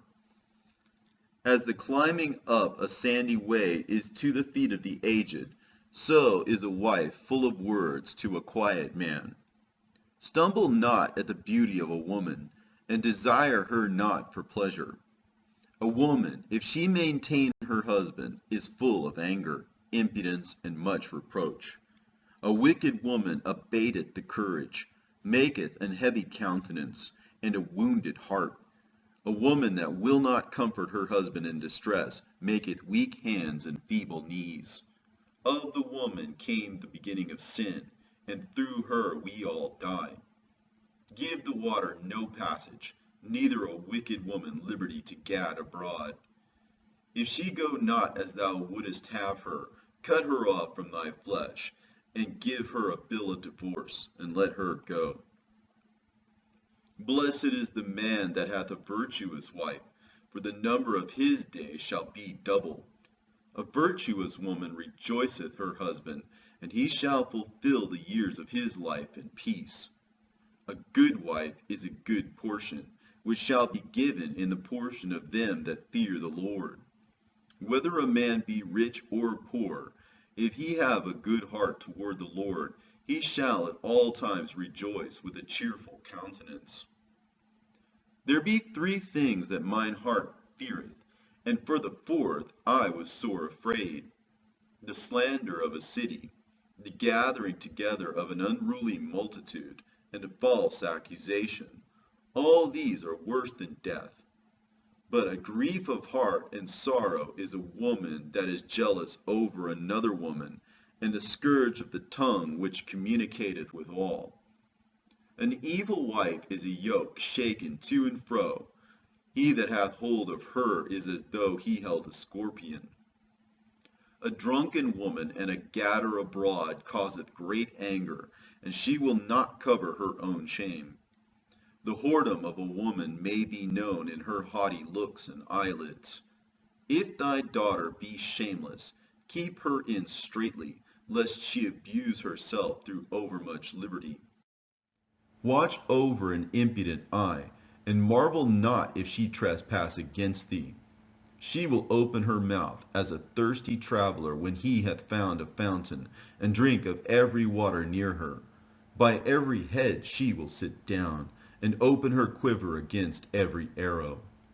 The grace of a wife delighteth her husband, and her discretion will fatten his bones. A silent and loving woman is a gift of the Lord, and there is nothing so much worth as a mind well instructed. A shamefaced and faithful woman is a double grace, and her continent mind cannot be valued. As the sun when it ariseth in the high heaven, so is the beauty of a good wife in the ordering of her house. As the clear light is upon the holy candlestick, so is the beauty of the face in ripe age. As the golden pillars are upon the sockets of silver, so are the fair feet with a constant heart. My son, keep the flower of thine age sound, and give not thy strength to strangers. When thou hast gotten a fruitful possession through all the field, sow it with thine own seed, trusting in the goodness of thy stock. So thy race which thou leavest shall be magnified, having the confidence of their good descent. An harlot shall be accounted a spittle, but a married woman is a tower against death to her husband. A wicked woman is given as a portion to a wicked man, but a godly woman is given to him that feareth the Lord. A dishonest woman contemneth shame, but an honest woman will reverence her husband. A shameless woman shall be counted as a dog, but she that is shamefaced will fear the Lord. A woman that honoureth her husband shall be judged wise of all, but she that dishonoureth him in her pride shall be counted ungodly of all. A loud crying woman and a scold shall be sought out to drive away the enemies. There be 2 things that grieve my heart, and the third maketh me angry: a man of war that suffereth poverty, and men of understanding that are not set by, and one that returneth from righteousness to sin. The Lord prepareth such an one for the sword. A merchant shall hardly keep himself from doing wrong, and an huckster shall not be freed from sin. Many have sinned for a small matter, and he that seeketh for abundance will turn his eyes away. As a nail sticketh fast between the joinings of the stones, so doth sin stick close between buying and selling. Unless a man hold himself diligently in the fear of the Lord, his house shall soon be overthrown. As when one sifteth with a sieve, the refuse remaineth, so the filth of man in his talk. The furnace proveth the potter's vessels, so the trial of man is in his reasoning. The fruit declareth if the tree hath been dressed, so is the utterance of a conceit in the heart of man. Praise no man before thou hearest him speak, for this is the trial of men. If thou followest righteousness, thou shalt obtain her, and put her on, as a glorious long robe.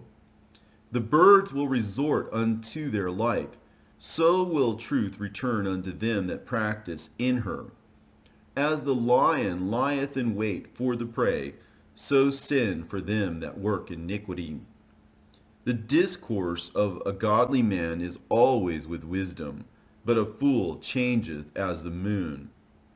If thou be among the indiscreet, observe the time, but be continually among men of understanding.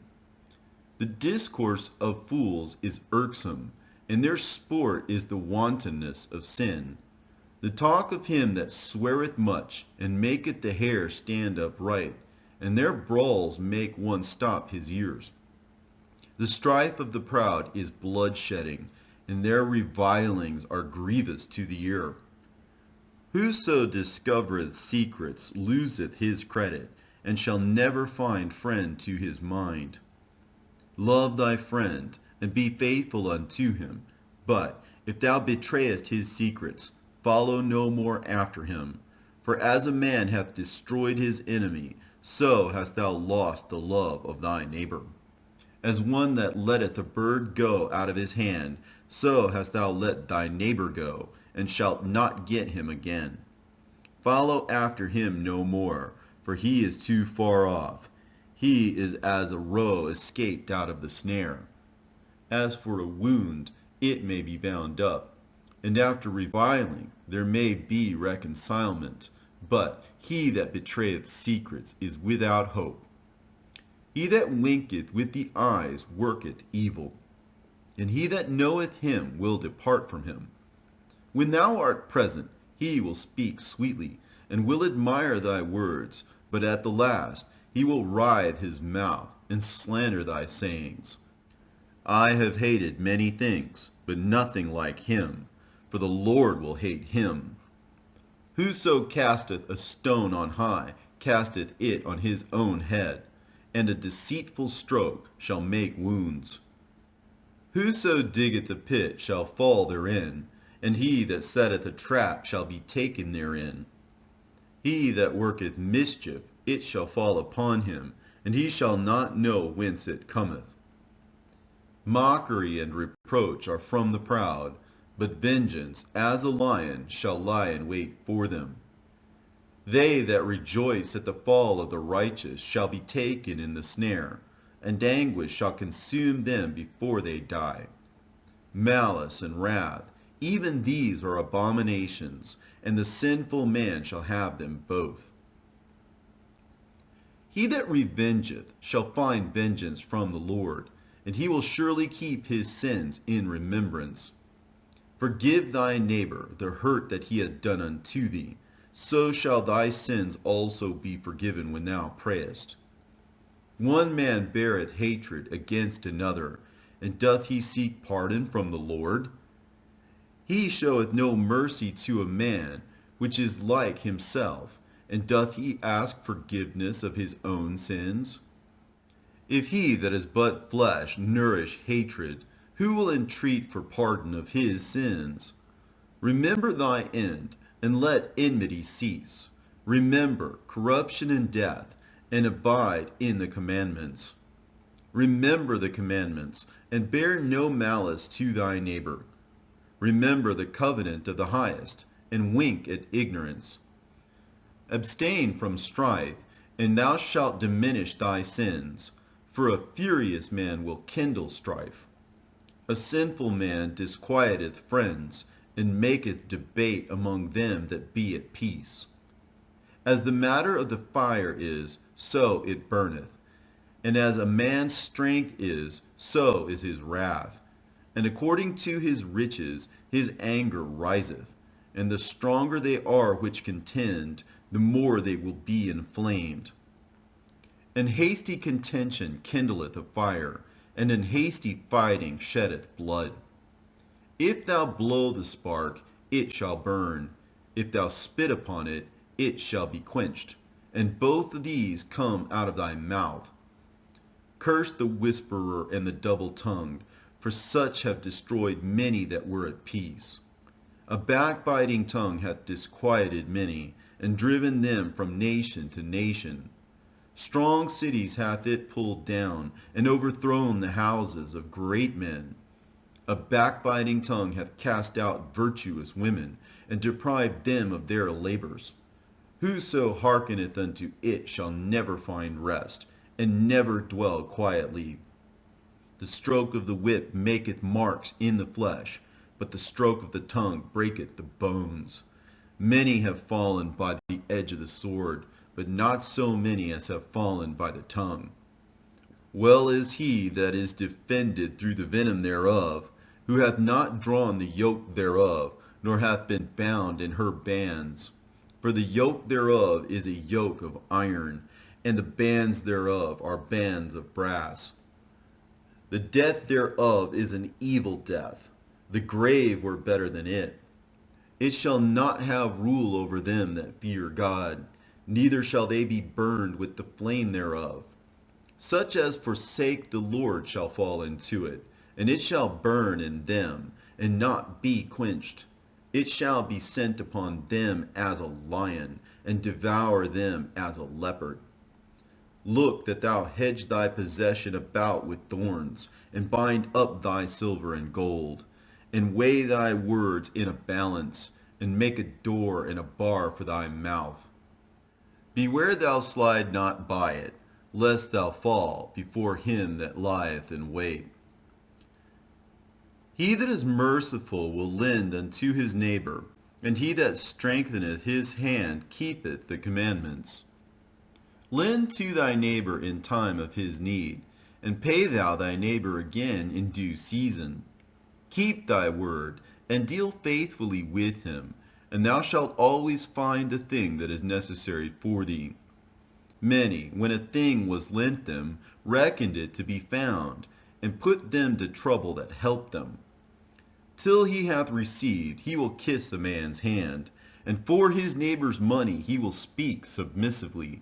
But when he should repay, he will prolong the time, and return words of grief, and complain of the time. If he prevail, he shall hardly receive the half, and he will count as if he had found it. If not, he hath deprived him of his money, and he hath gotten him an enemy without cause.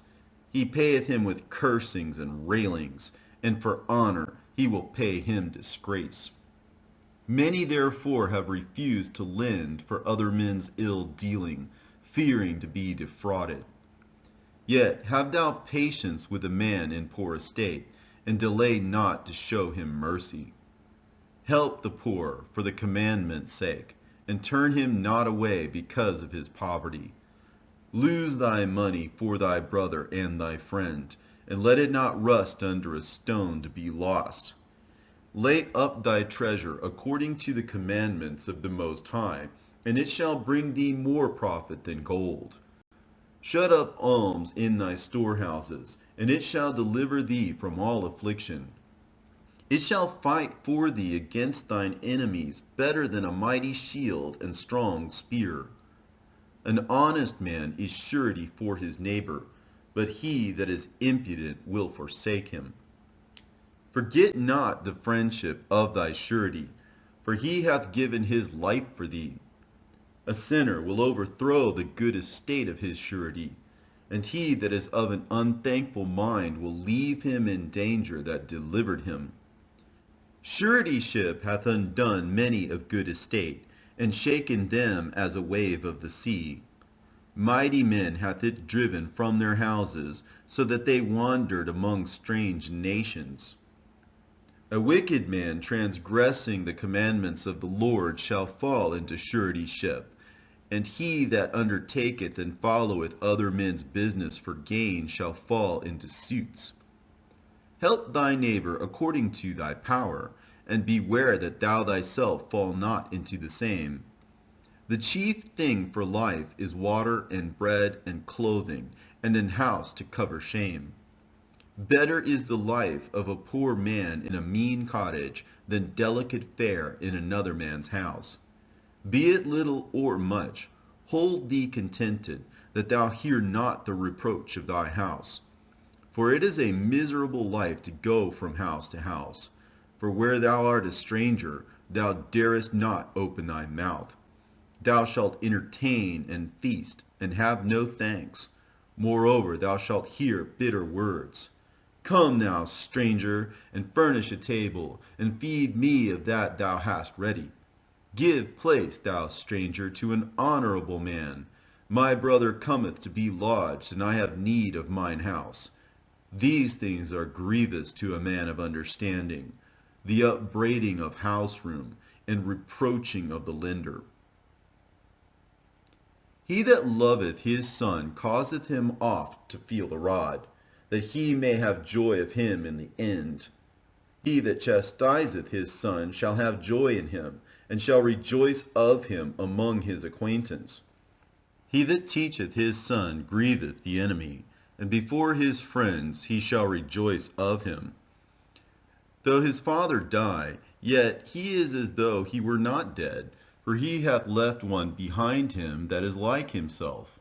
While he lived, he saw and rejoiced in him, and when he died, he was not sorrowful.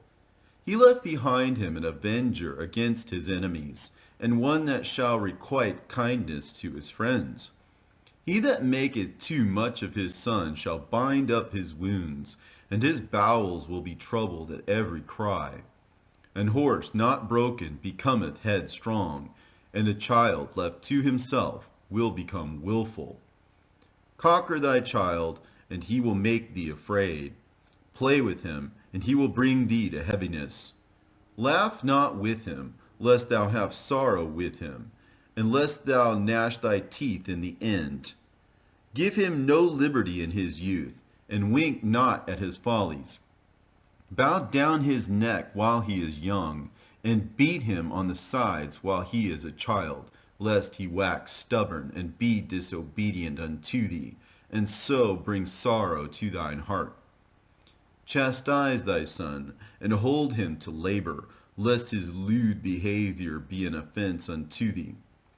Better is the poor, being sound and strong of constitution, than a rich man that is afflicted in his body. Health and good estate of body are above all gold, and a strong body above infinite wealth. There is no riches above a sound body, and no joy above the joy of the heart. Death is better than a bitter life, or continual sickness. Delicates poured upon a mouth shut up are as masses of meat set upon a grave. What good doeth an offering unto an idol? For neither can it eat nor smell. So is he that is persecuted of the Lord. He seeth with his eyes and groaneth, as an eunuch that embraceth a virgin and sigheth. Give not over thy mind to heaviness, and afflict not thyself in thine own counsel. The gladness of the heart is the life of man, and the joyfulness of a man prolongeth his days. Love thine own soul, and comfort thy heart. Remove sorrow far from thee, for sorrow hath killed many, and there is no profit therein. Envy and wrath shorten the life, and carefulness bringeth age before the time. A cheerful and good heart will have a care of his meat and diet. Watching for riches consumeth the flesh, and care thereof driveth away sleep. Watching care will not let a man slumber, as a sore disease breaketh sleep. The rich hath great labor in gathering riches together, and when he resteth, he is filled with his delicates. The poor laboureth in his poor estate, and when he leaveth off, he is still needy. He that loveth gold shall not be justified, and he that followeth corruption shall have enough thereof. Gold hath been the ruin of many, and their destruction was present. It was a stumbling block unto them that sacrifice unto it, and every fool shall be taken therewith. Blessed is the rich that is found without blemish, and hath not gone after gold. Who is he, and we will call him blessed? For wonderful things hath he done among his people. Who hath been tried thereby, and found perfect? Then let him glory. Who might offend, and hath not offended, or done evil, and hath not done it? His good shall be established, and the congregation shall declare his alms. If thou sit at a bountiful table, be not greedy upon it, and say not, there is much meat on it. Remember that a wicked eye is an evil thing, and what is created more wicked than an eye? Therefore it weepeth upon every occasion. Stretch not thine hand whithersoever it looketh, and thrust it not with him into the dish. Judge not thy neighbor by thyself, and be discreet in every point. Eat as it becometh a man those things which are set before thee, and devour not, lest thou be hated. Leave off first for manners' sake, and be not unsatiable, lest thou offend. When thou sittest among many, reach not thine hand out first of all. A very little is sufficient for a man well nurtured, and he fetched not his wind short upon his bed. Sound sleep cometh of moderate eating. He riseth early, and his wits are with him. But the pain of watching, and choler, and pangs of the belly, are with an unsatiable man. And if thou hast been forced to eat, arise, go forth, vomit, and thou shalt have rest. My son, hear me, and despise me not, and at the last thou shalt find as I told thee. In all thy works be quick, so shall there no sickness come unto thee. Whoso is liberal of his meat, men shall speak well of him, and the report of his good housekeeping will be believed. But against him that is stingy with his meat, the whole city shall murmur, and the testimonies of his stinginess shall not be doubted of. Show not thy valiantness in wine, for wine hath destroyed many. The furnace proveth the edge by dipping, so doth wine the hearts of the proud by drunkenness. Wine is as good as life to a man, if it be drunk moderately. What life is then to a man that is without wine? For it was made to make men glad. Wine measurably drunk and in season bringeth gladness of the heart, and cheerfulness of the mind. But wine drunken with excess maketh bitterness of the mind, with brawling and quarreling. Drunkenness increaseth the rage of a fool till he offend. It diminisheth strength, and maketh wounds. Rebuke not thy neighbor at the wine, and despise him not in his mirth. Give him no despiteful words, and press not upon him with urging to drink. If thou be made the master of a feast, lift not thyself up, but be among them as one of the rest. Take diligent care for them, and so sit down.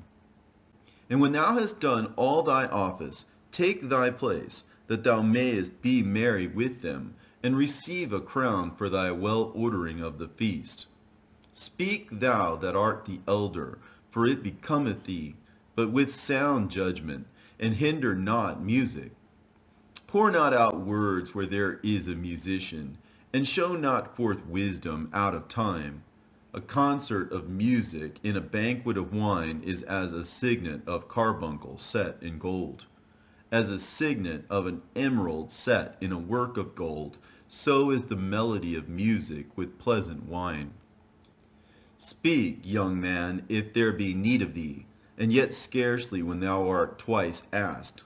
Let thy speech be short, comprehending much in few words. Be as one that knoweth, and yet holdeth his tongue.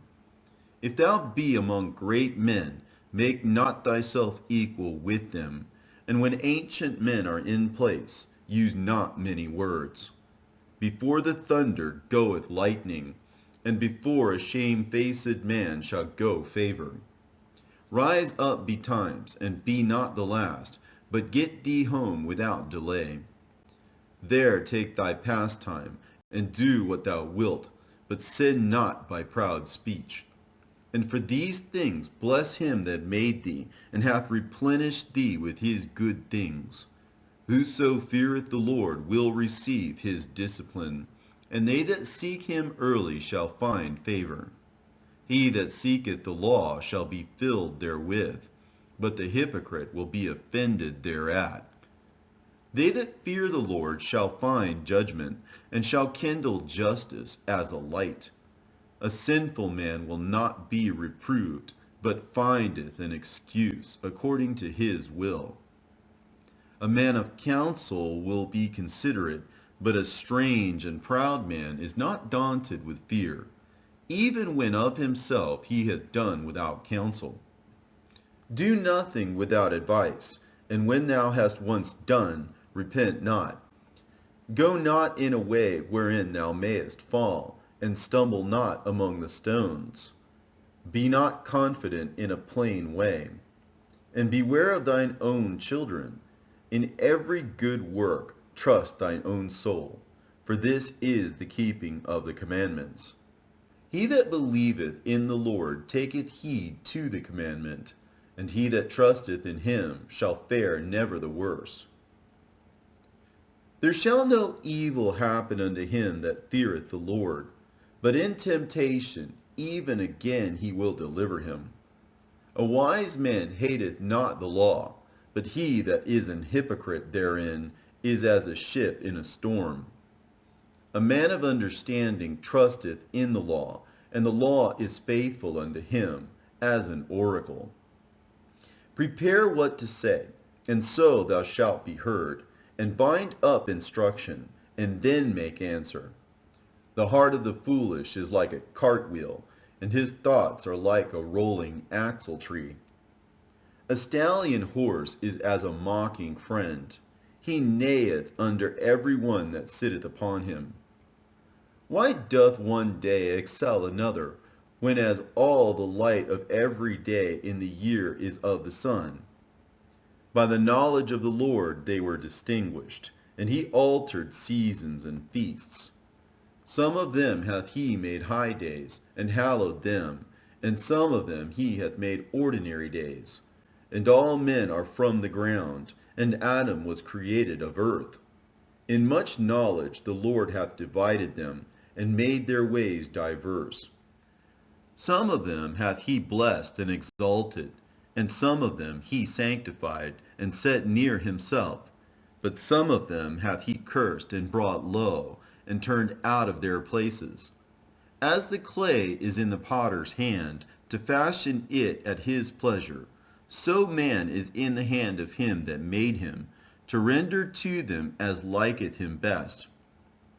Good is set against evil, and life against death.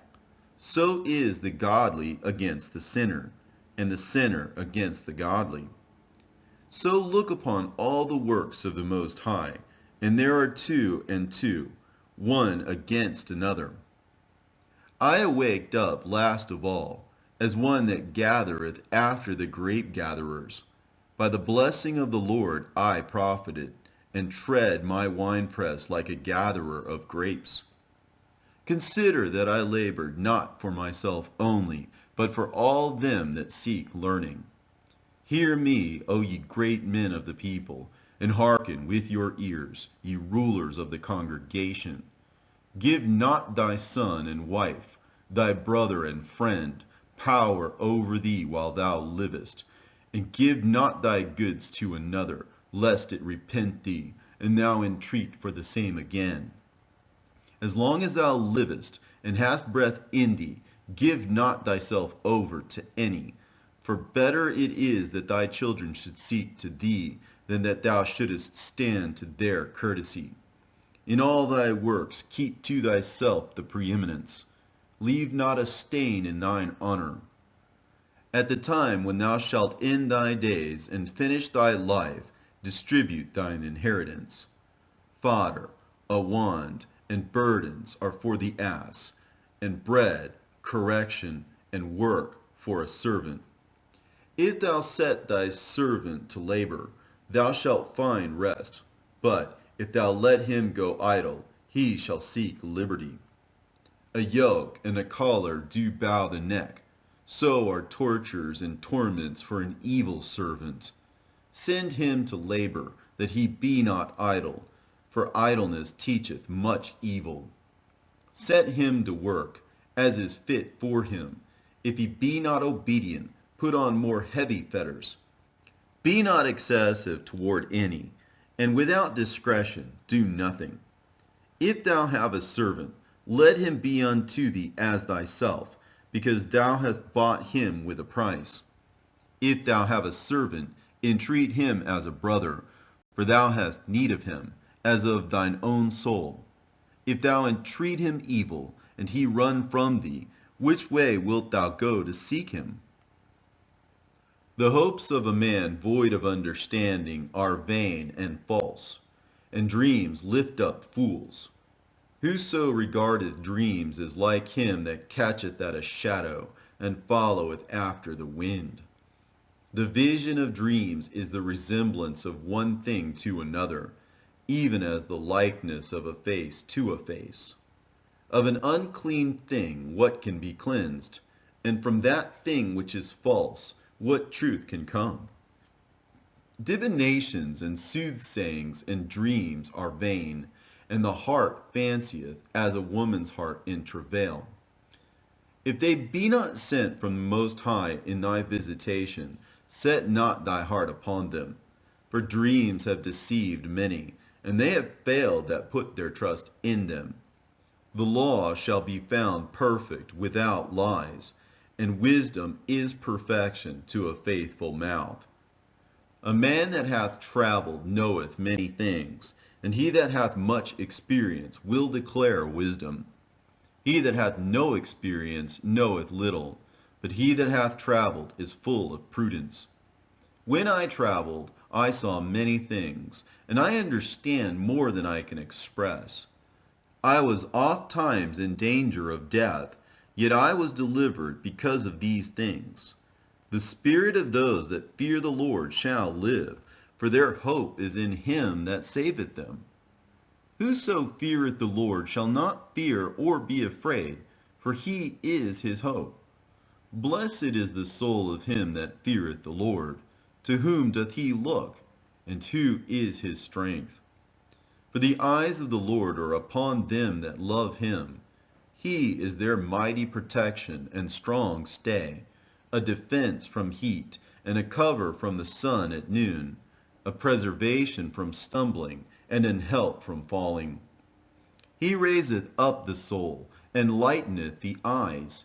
He giveth health, life, and blessing. He that sacrificeth of a thing wrongfully gotten, his offering is ridiculous, and the gifts of unjust men are not accepted. The Most High is not pleased with the offerings of the wicked, neither is he pacified for the sin by the multitude of sacrifices. Whoso bringeth an offering of the goods of the poor doeth as one that killeth the son before his father's eyes. The bread of the needy is their life. He that defraudeth him thereof is a man of blood.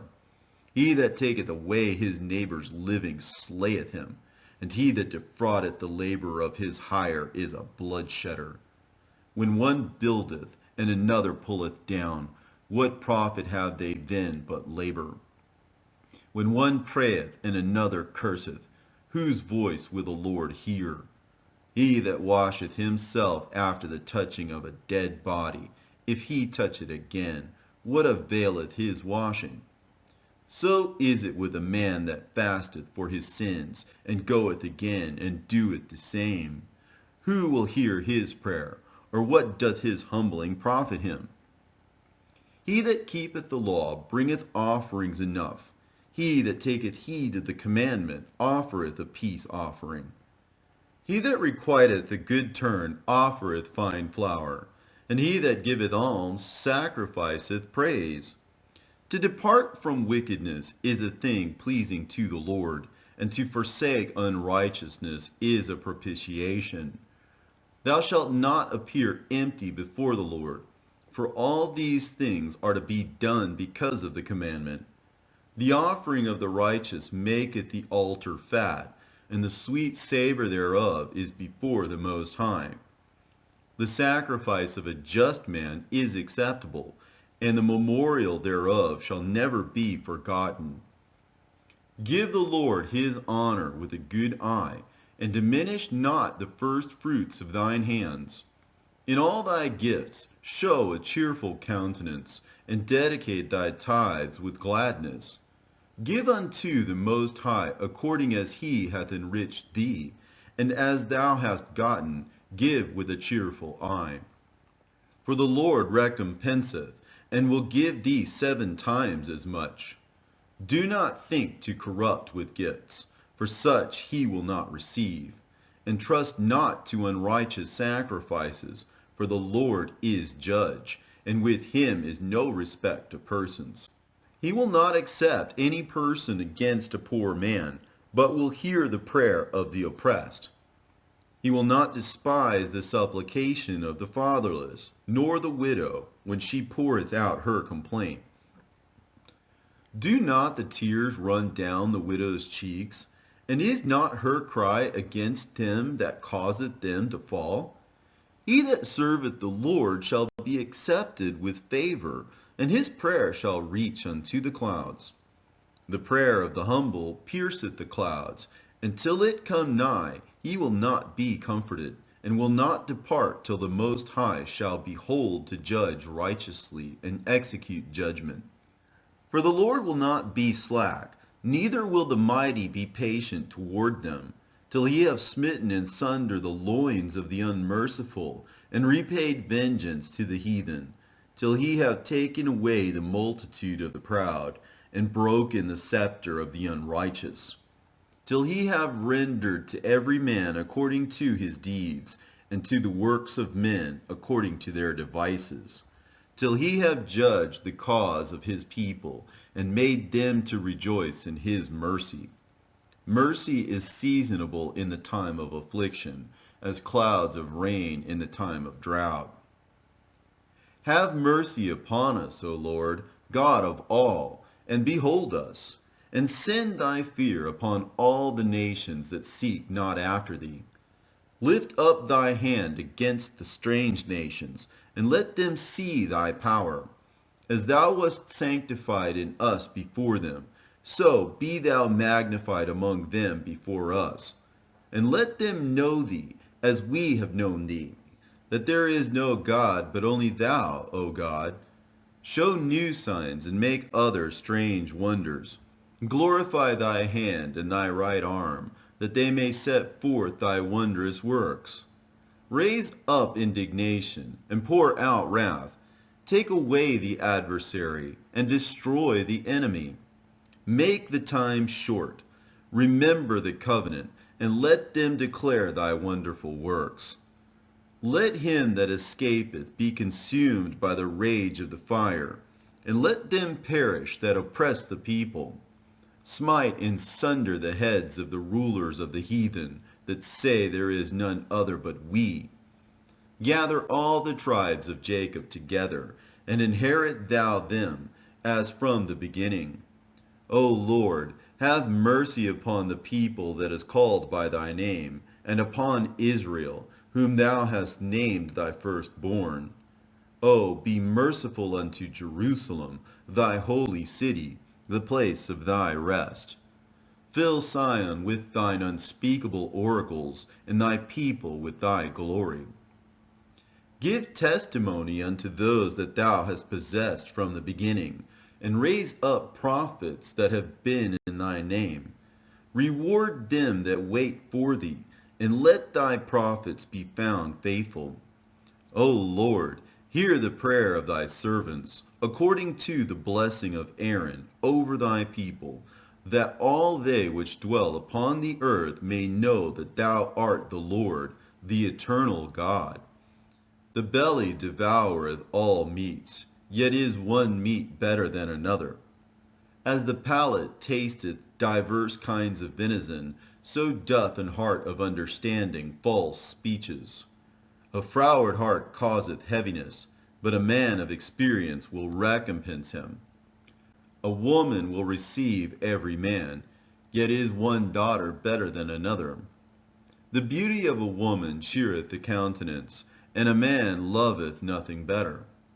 If there be kindness, meekness, and comfort in her tongue, then is not her husband like other men. He that getteth a wife begetteth a possession, a help like unto himself, and a pillar of rest. Where no hedge is, there the possession is spoiled, and he that hath no wife will wander up and down mourning. Who will trust a thief well appointed, that skippeth from city to city? So who will believe a man that hath no house, and lodgeth wheresoever the night taketh him? Every friend saith, I am his friend also. But there is a friend which is only a friend in name. Is it not a grief unto death when a companion and friend is turned to an enemy? O wicked imagination, whence camest thou in to cover the earth with deceit? There is a companion which rejoiceth in the prosperity of a friend, but in the time of trouble will be against him. There is a companion which helpeth his friend for the belly, and taketh up the buckler against the enemy. Forget not thy friend in thy mind, and be not unmindful of him in thy riches. Every counselor extolleth counsel, but there is some that counseleth for himself. Beware of a counselor, and know before what need he hath, for he will counsel for himself, lest he cast the lot upon thee, and say unto thee, Thy way is good, and afterward he stand on the other side to see what shall befall thee. Consult not with one that suspecteth thee, and hide thy counsel from such as envy thee.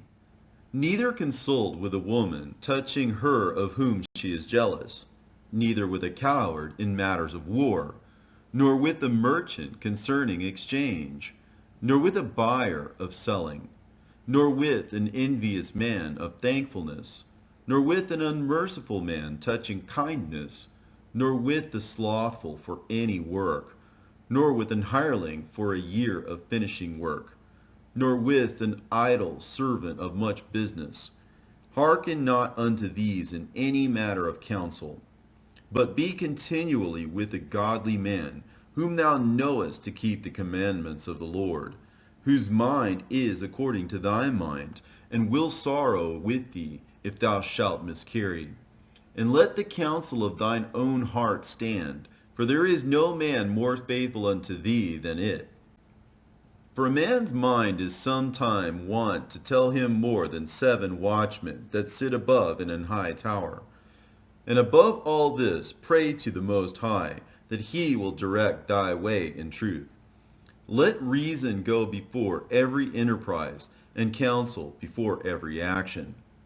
The countenance is a sign of changing of the heart. 4 manner of things appear, good and evil, life and death, but the tongue ruleth over them continually. There is one that is wise and teacheth many, and yet is unprofitable to himself. There is one that showeth wisdom in words, and is hated. He shall be destitute of all food. For grace is not given him from the Lord, because he is deprived of all wisdom. Another is wise to himself, and the fruits of understanding are commendable in his mouth. A wise man instructeth his people, and the fruits of his understanding fail not. A wise man shall be filled with blessing, and all they that see him shall count him happy. The days of the life of man may be numbered, but the days of Israel are innumerable. A wise man shall inherit glory among his people, and his name shall be perpetual. My son, prove thy soul in thy life, and see what is evil for it, and give not that unto it. For all things are not profitable for all men, neither hath every soul pleasure in every thing. Be not unsatiable in any dainty thing, nor too greedy upon meats. For excess of meats bringeth sickness, and surfeiting will turn into choler. By surfeiting many have perished, but he that taketh heed prolongeth his life.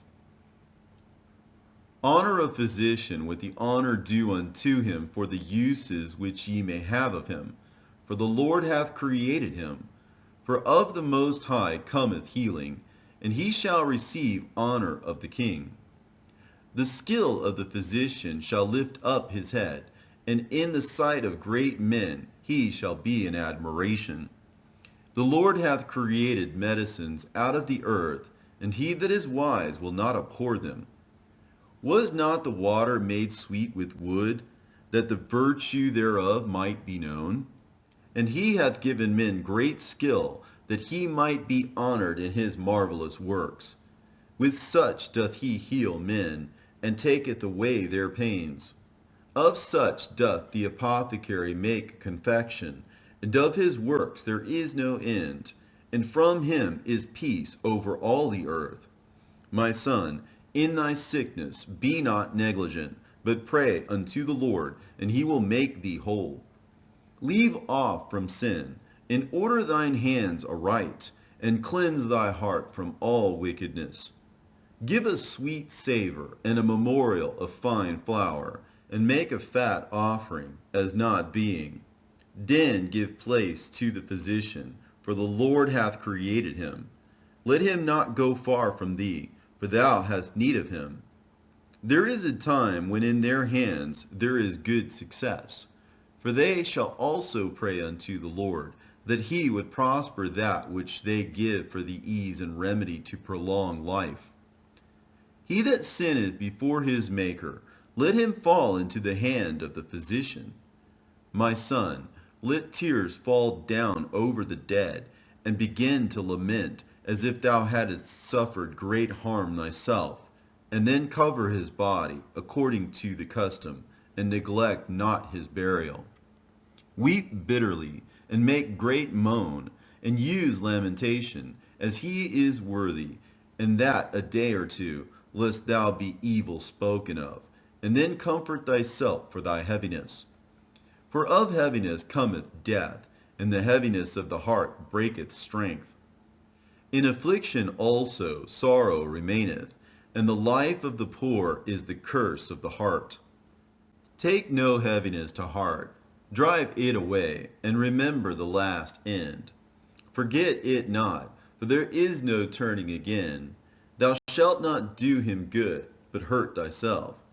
Remember my judgment, for thine also shall be so. Yesterday for me, and today for thee. When the dead is at rest, let his remembrance rest, and be comforted for him, when his spirit is departed from him. The wisdom of a learned man cometh by opportunity of leisure, and he that hath little business shall become wise. How can he get wisdom that holdeth the plough, and that glorieth in the goad, that driveth oxen, and is occupied in their labors, and whose talk is of bullocks? He giveth his mind to make furrows, and is diligent to give the kine fodder. So every carpenter and workmaster that laboureth night and day, and they that cut and grave seals, and are diligent to make great variety, and give themselves to counterfeit imagery, and watch to finish a work. The smith also, sitting by the anvil, and considering the ironwork, the vapor of the fire wasteth his flesh, and he fighteth with the heat of the furnace. The noise of the hammer and the anvil is ever in his ears, and his eyes look still upon the pattern of the thing that he maketh. He setteth his mind to finish his work, and watcheth to polish it perfectly. So doth the potter sitting at his work, and turning the wheel about with his feet, who is always carefully set at his work, and maketh all his work by number. He fashioneth the clay with his arm, and boweth down his strength before his feet. He applieth himself to let it over, and he is diligent to make clean the furnace. All these trust to their hands, and every one is wise in his work. Without these cannot a city be inhabited, and they shall not dwell where they will, nor go up and down. They shall not be sought for in public council, nor sit high in the congregation. They shall not sit on the judge's seat, nor understand the sentence of judgment. They cannot declare justice and judgment, and they shall not be found where parables are spoken. But they will maintain the state of the world, and all their desire is in the work of their craft. But he that giveth his mind to the law of the Most High, and is occupied in the meditation thereof, will seek out the wisdom of all the ancient, and be occupied in prophecies. He will keep the sayings of the renowned men, and where subtle parables are, he will be there also. He will seek out the secrets of grave sentences, and be conversant in dark parables. He shall serve among great men, and appear before princes. He will travel through strange countries, for he hath tried the good and the evil among men. He will give his heart to resort early to the Lord that made him, and will pray before the Most High, and will open his mouth in prayer, and make supplication for his sins. When the great Lord will, he shall be filled with the spirit of understanding. He shall pour out wise sentences, and give thanks unto the Lord in his prayer. He shall direct his counsel and knowledge, and in his secrets he shall meditate. He shall show forth that which he hath learned, and shall glory in the law of the covenant of the Lord. Many shall commend his understanding, and so long as the world endureth, it shall not be blotted out. His memorial shall not depart away, and his name shall live from generation to generation. Nation shall show forth his wisdom, and the congregation shall declare his praise. If he die, he shall leave a greater name than 1,000, and if he live, he shall increase it. Yet have I more to say, which I have thought upon, for I am filled as the moon at the full. Hearken unto me, ye holy children, and bud forth as a rose growing by the brook of the field. And give ye a sweet savor as frankincense, and flourish as a lily. Send forth a smell, and sing a song of praise. Bless the Lord in all his works. Magnify his name, and show forth his praise with the songs of your lips, and with harps, and in praising him ye shall say after this manner, All the works of the Lord are exceeding good, and whatsoever he commandeth shall be accomplished in due season. And none may say, What is this? Wherefore is that? For at time convenient they shall all be sought out. At his commandment the waters stood as an heap, and at the words of his mouth the receptacles of water. At his commandment is done whatsoever pleaseth him, and none can hinder when he will save. The works of all flesh are before him, and nothing can be hid from his eyes. He seeth from everlasting to everlasting, and there is nothing wonderful before him. A man need not to say, What is this? Wherefore is that? For he hath made all things for their uses. His blessing covered the dry land as a river, and watered it as a flood. And he hath turned the waters into saltness, so shall the heathen inherit his wrath. As his ways are plain unto the holy, so are they stumbling blocks unto the wicked. For the good are good things created from the beginning, so evil things for the sinners. The principal things for the whole use of man's life are water, fire, iron, and salt, flour of wheat, honey, milk, and the blood of the grape, and oil, and clothing. All these things are for good to the godly, so to the sinners they are turned into evil. There be spirits that are created for vengeance, which in their fury lay on sore strokes. In the time of destruction they pour out their force, and appease the wrath of him that made them. Fire and hail, and famine and death, all these were created for vengeance. Teeth of wild beasts, and scorpions, serpents, and the sword punishing the wicked to destruction. They shall rejoice in his commandment, and they shall be ready upon the earth when need is. And when their time is come, they shall not transgress his word. Therefore from the beginning I was resolved, and thought upon these things, and have left them in writing. All the works of the Lord are good, and he will give every needful thing in due season, so that a man cannot say, this is worse than that, for in time they shall all be well approved. And therefore praise ye the Lord with the whole heart and mouth, and bless the name of the Lord.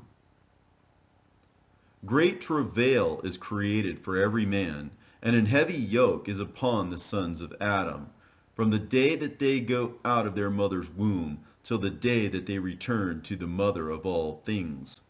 Their imagination of things to come and the day of death trouble their thoughts, and cause fear of heart. From him that sitteth on a throne of glory unto him that is humbled in earth and ashes, from him that weareth purple and a crown unto him that is clothed with a linen frock, wrath and envy, trouble and unquietness, fear of death and anger and strife, and in the time of rest upon his bed, his night's sleep, do change his knowledge. A little or nothing is his rest, and afterward he is in his sleep, as in a day of keeping watch, troubled in the vision of his heart, as if he were escaped out of a battle. When all is safe, he awaketh, and marveleth that the fear was nothing.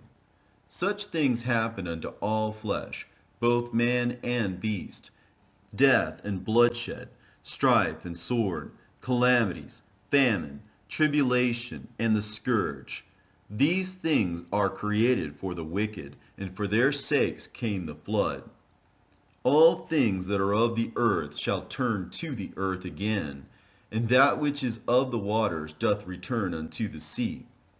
All bribery and injustice shall be blotted out, but true dealings shall endure forever.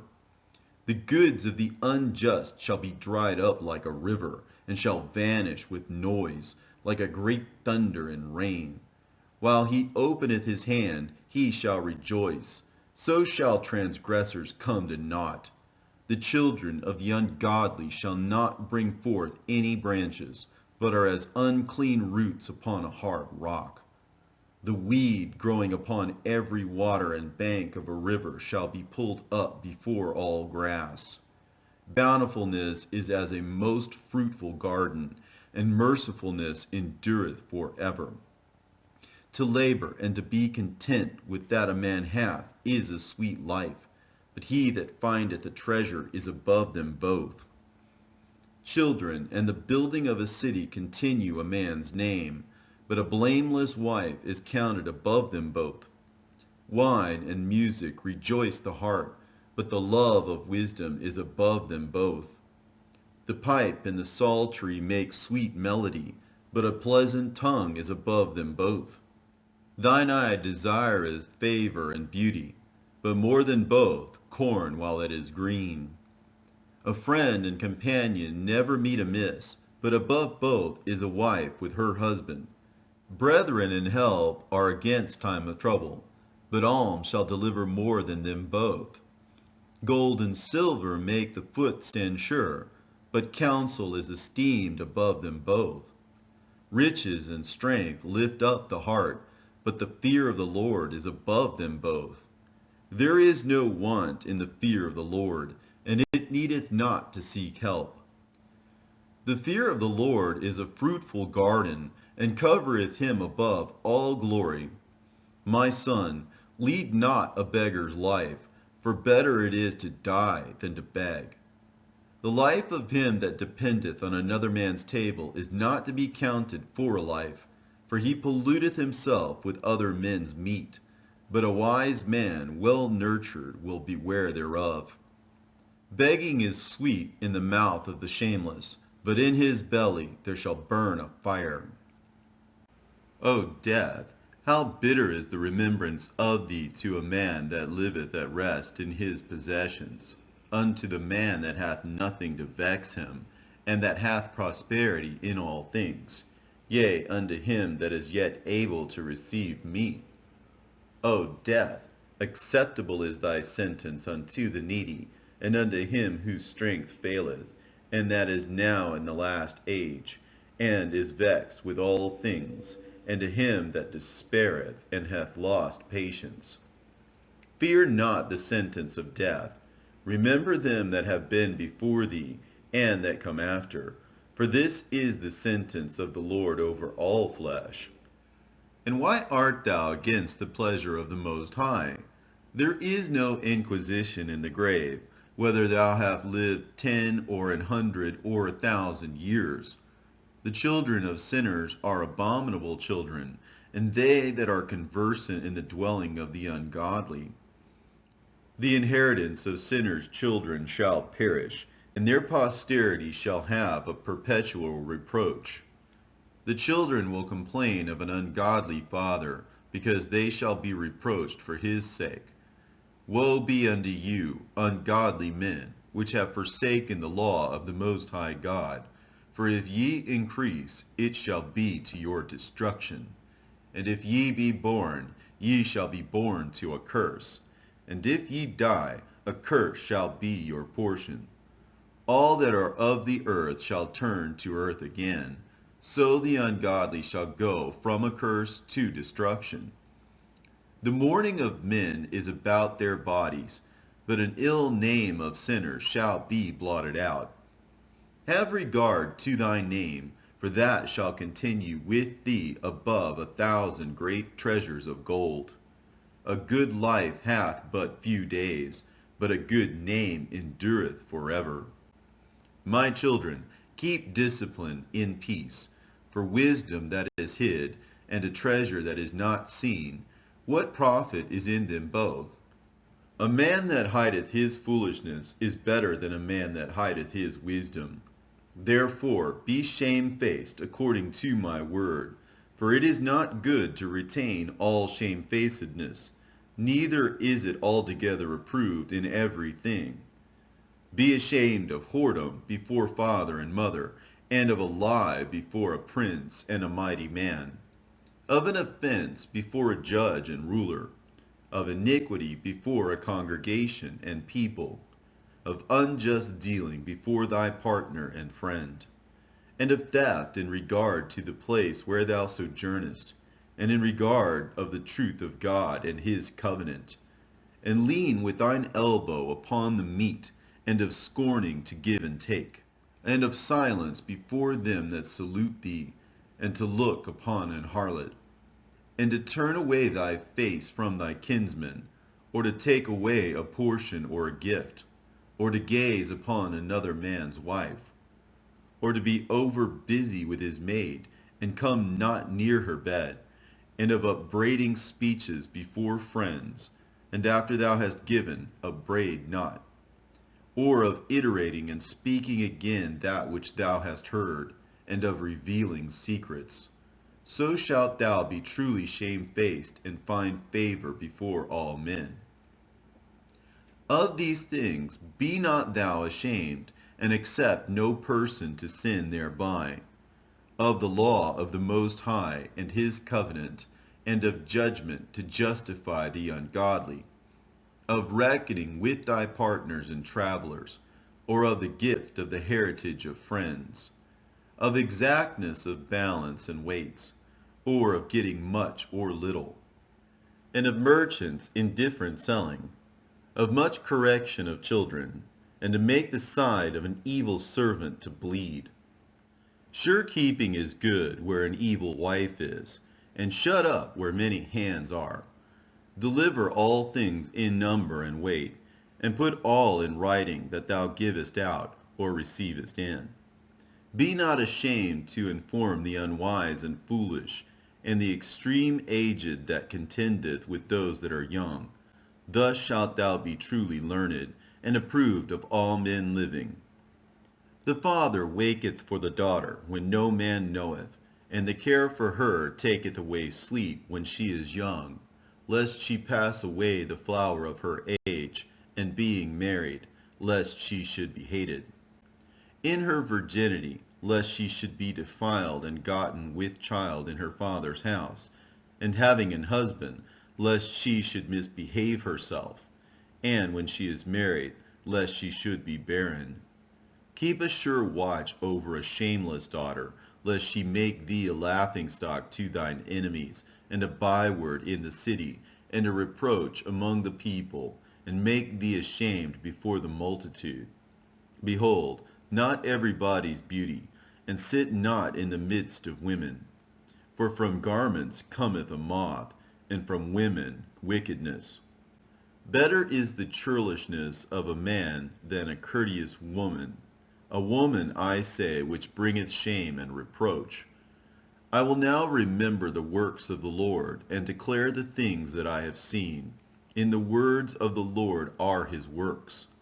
The sun that giveth light looketh upon all things, and the work thereof is full of the glory of the Lord. The Lord hath not given power to the saints to declare all his marvelous works, which the Almighty Lord firmly settled, that whatsoever is might be established for his glory. He seeketh out the deep and the heart, and considereth their crafty devices. For the Lord knoweth all that may be known, and he beholdeth the signs of the world. He declareth the things that are past, and for to come, and revealeth the steps of hidden things. No thought escapeth him, neither any word is hidden from him. He hath garnished the excellent works of his wisdom, and he is from everlasting to everlasting. Unto him may nothing be added, neither can he be diminished, and he hath no need of any counselor. Oh, how desirable are all his works, and that a man may see even to a spark. All these things live and remain forever for all uses, and they are all obedient. All things are double one against another. He hath made nothing imperfect. One thing establisheth the good of another, and who shall be filled with beholding his glory? The pride of the height, the clear firmament, the beauty of heaven with his glorious show. The sun, when it appeareth, declaring at his rising a marvelous instrument, the work of the Most High. At noon it parcheth the country, and who can abide the burning heat thereof? A man blowing a furnace is in the works of heat, but the sun burneth the mountains 3 times more, breathing out fiery vapors, and sending forth bright beams. It dimmeth the eyes. Great is the Lord that made it, and at his commandment runneth hastily. He made the moon also to serve in her season for a declaration of times, and a sign of the world. From the moon is the sign of feasts, a light that decreaseth in her perfection. The month is called after her name, increasingly wonderfully in her changing, being an instrument of the armies above, shining in the firmament of heaven. The beauty of heaven, the glory of the stars, an ornament giving light in the highest places of the Lord. At the commandment of the Holy One, They will stand in their order, and never faint in their watches. Look upon the rainbow, and praise him that made it. Very beautiful it is in the brightness thereof. It compasseth the heaven about with a glorious circle, and the hands of the Most High have bended it. By his commandment he maketh the snow to fall apace, and sendeth swiftly the lightnings of his judgment. Through this the treasures are opened, and clouds fly forth as fowls. By his great power he maketh the clouds firm, and the hailstones are broken small. At his sight the mountains are shaken, and at his will the south wind bloweth. The noise of the thunder maketh the earth to tremble, so doth the northern storm and the whirlwind. As birds flying he scattereth the snow, and the falling down thereof is as the lightning of grasshoppers. The eye marveleth at the beauty of the whiteness thereof, and the heart is astonished at the raining of it. The hoarfrost also, as salt he poureth on the earth, and being congealed, it lieth on the top of sharp stakes. When the cold north wind bloweth, and the water is congealed into ice, it abideth upon every gathering together of water, and clotheth the water as with the breastplate.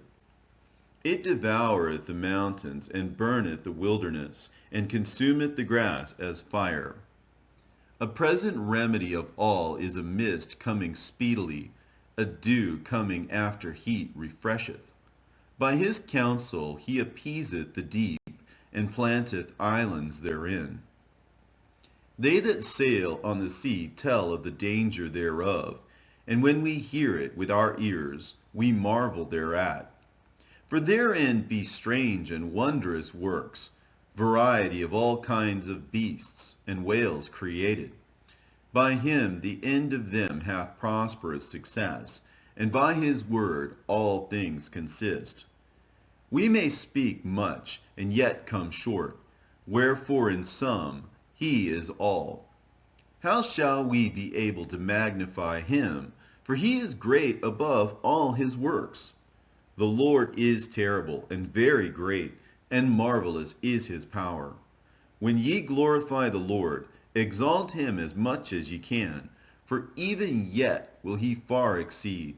And when ye exalt him, put forth all your strength, and be not weary, for ye can never go far enough. Who hath seen him that he might tell us? And who can magnify him as he is?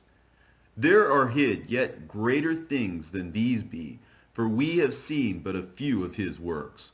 For the Lord hath made all things, and to the godly hath he given wisdom. Let us now praise famous men, and our fathers that begat us.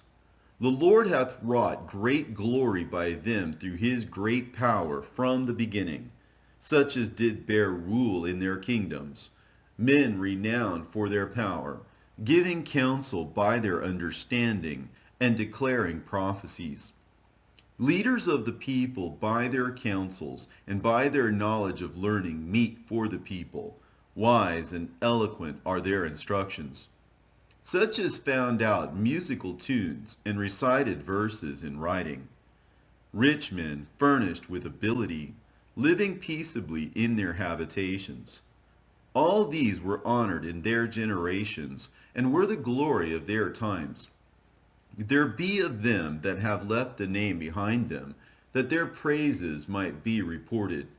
And some there be which have no memorial, who are perished, as though they had never been, and are become as though they had never been born, and their children after them. But these were merciful men, whose righteousness hath not been forgotten. With their seed shall continually remain a good inheritance, and their children are within the covenant. Their seed standeth fast, and their children for their sakes. Their seed shall remain forever, and their glory shall not be blotted out. Their bodies are buried in peace, but their name liveth forevermore. The people will tell of their wisdom, and the congregation will show forth their praise. Enoch pleased the Lord and was translated, being an example of repentance to all generations. Noah was found perfect and righteous. In the time of wrath he was taken in exchange for the world. Therefore was he left as a reminder unto the earth when the flood came. An everlasting covenant was made with him, that all flesh should perish no more by the flood. Abraham was a great father of many people. In glory was there none like unto him, who kept the law of the Most High, and was in covenant with him. He established the covenant in his flesh, and when he was proved, he was found faithful. Therefore he assured him by an oath that he would bless the nations in his seed, that he would multiply him as the dust of the earth, and exalt his seed as the stars, and cause them to inherit from sea to sea, and from the river unto the utmost part of the land. With Isaac did he establish likewise, for Abraham his father's sake, the blessing of all men, and the covenant, and made it rest upon the head of Jacob. He acknowledged him in his blessing, and gave him an heritage, and divided his portion. Among the 12 tribes did he part them. And he brought out of him a merciful man, which found favor in the sight of all flesh, even Moses, beloved of God and men, whose memorial is blessed. He made him like to the glorious saints, and magnified him, so that his enemies stood in fear of him. By his words he caused the wonders to cease, and he made him glorious in the sight of kings, and gave him a commandment for his people, and showed him part of his glory. He sanctified him in his faithfulness and meekness, and chose him out of all men. He made him to hear his voice, and brought him into the dark cloud, and gave him commandments before his face, even the law of life and knowledge, that he might teach Jacob his covenants, and Israel his judgments. He exalted Aaron, an holy man like unto him, even his brother of the tribe of Levi. An everlasting covenant he made with him, and gave him the priesthood among the people. He beautified him with comely ornaments, and clothed him with a robe of glory. He put upon him perfect glory, and strengthened him with rich garments, with breeches, with a long robe, and the ephod. He compassed him with pomegranates, and with many golden bells round about, that as he went there might be a sound and a noise made that might be heard in the temple, for a memorial to the children of his people. With an holy garment, with gold, and blue silk, and purple, the work of the embroiderer, with a breastplate of judgment, and with Urim and Thummim, with twisted scarlet, the work of the cunning workman, with precious stones graven like seals, and set in gold, the work of the jeweler, with a writing engraved for a memorial, after the number of the tribes of Israel. He set a crown of gold upon the mitre, wherein was engraved holiness, an ornament of honor, a costly work, the desires of the eyes, goodly and beautiful. Before him there were none such, neither did ever any stranger put them on, but only his children and his children's children perpetually. Their sacrifices shall be wholly consumed every day, twice continually. Moses consecrated him and anointed him with holy oil. This was appointed unto him by an everlasting covenant, and to his seed, so long as the heavens should remain, that they should minister unto him, and execute the office of the priesthood, and bless the people in his name. He chose him out of all men living to offer sacrifices to the Lord, incense and a sweet savor, for a memorial, to make reconciliation for his people. He gave unto him his commandments, and authority in the statutes of judgments, that he should teach Jacob the testimonies, and inform Israel in his laws. Strangers conspired together against him, and maligned him in the wilderness, even the men that were of Dathan's and Abiron's side, with the congregation of Korah, with fury and wrath. This the Lord saw, and it displeased him, and in his wrathful indignation were they consumed. He did wonders upon them, to consume them with the fiery flame. But he made Aaron more honorable, and gave him an heritage, and divided unto him the first fruits of the increase. Especially he prepared bread in abundance. For they eat of the sacrifices of the Lord, which he gave unto him and his seed. Howbeit, in the land of the people he had no inheritance, neither had he any portion among the people, for the Lord himself is his portion and inheritance. The third in glory is Phinehas, the son of Eleazar, because he had zeal in the fear of the Lord, and stood up with good courage of heart, when the people were turned back, and made reconciliation for Israel. Therefore was there a covenant of peace made with him, that he should be the chief of the sanctuary and of his people, and that his posterity should have the dignity of the priesthood forever. According to the covenant made with David, son of Jesse, of the tribe of Judah, that the inheritance of the king should be to his posterity alone, so the inheritance of Aaron should also be unto his seed. God give you wisdom in your heart to judge his people in righteousness, that their good things be not abolished, and that their glory may endure forever. Jesus, the son of Nave, was valiant in the wars, and was the successor of Moses in prophecies, who according to his name was made great for the saving of the elect of God, and taking vengeance of the enemies that rose up against them, that he might set Israel in their inheritance. How great glory gat he when he did lift up his hands and stretched out his sword against the cities, who before him so stood to it.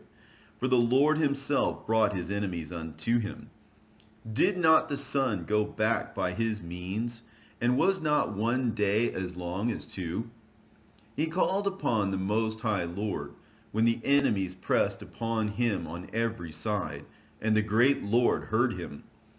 And with hailstones of mighty power he made the battle to fall violently upon the nations. And in the descent of Beth Horon he destroyed them that resisted, that the nations might know all their strength, because he fought in the sight of the Lord, and he followed the mighty one. In the time of Moses also he did a work of mercy, he and Caleb the son of Jephunneh, in that they withstood the congregation, and withheld the people from sin, and appeased the wicked murmuring.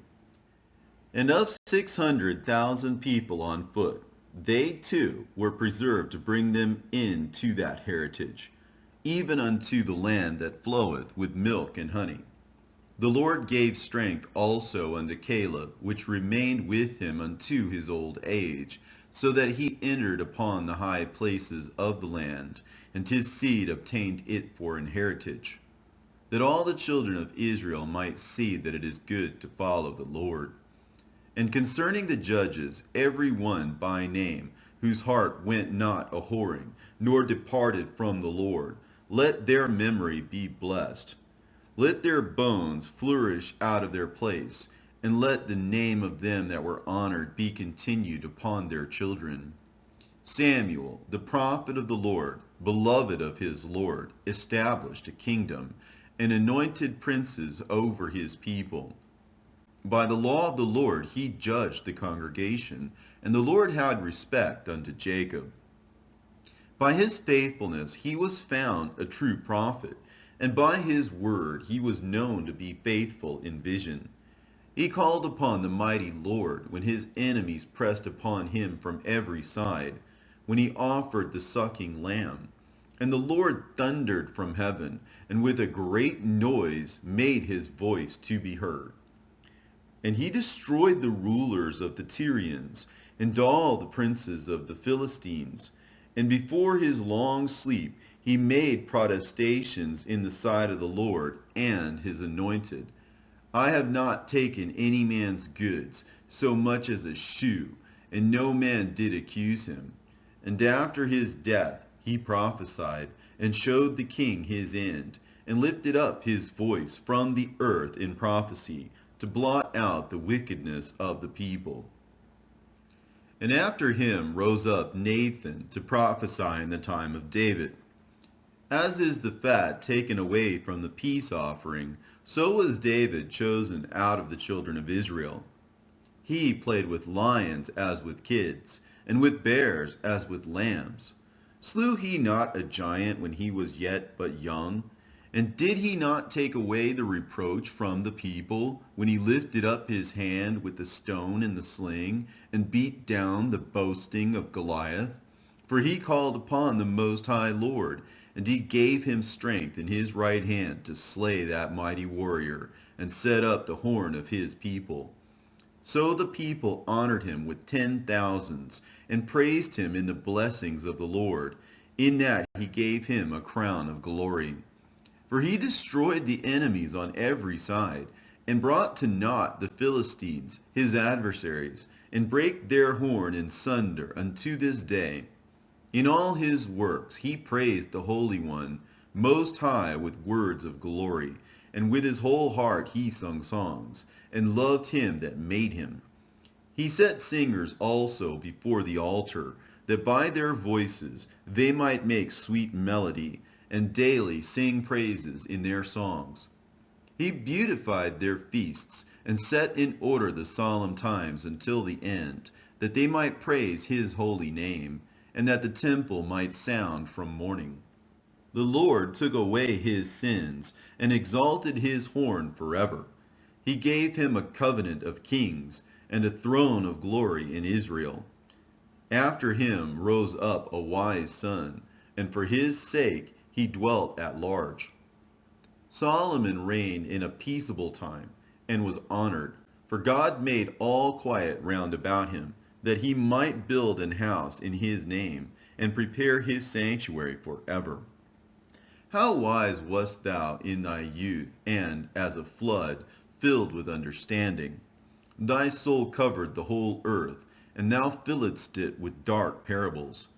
Thy name went far unto the islands, and for thy peace thou wast beloved. The countries marveled at thee for thy songs, and proverbs, and parables, and interpretations. By the name of the Lord God, which is called the Lord God of Israel, thou didst gather gold as tin, and didst multiply silver as lead. Thou didst bow thy loins unto women, and by thy body thou wast brought into subjection. Thou didst stain thine honor, and pollute thy seed, so that thou broughtest wrath upon thy children, and wast grieved for thy folly. So the kingdom was divided, and out of Ephraim ruled a rebellious kingdom. But the Lord will never leave off his mercy, neither shall any of his works perish, neither will he abolish the posterity of his elect, and the seed of him that loveth him he will not take away. Wherefore he gave a remnant unto Jacob, and out of him a root unto David. Thus rested Solomon with his fathers, and of his seed he left behind him Rehoboam, even the foolishness of the people, and one that had no understanding, who turned away the people through his counsel. There was also Jeroboam, the son of Nebat, who caused Israel to sin, and showed Ephraim the way of sin. And their sins were multiplied exceedingly, that they were driven out of the land, for they sought out all wickedness, till the vengeance came upon them.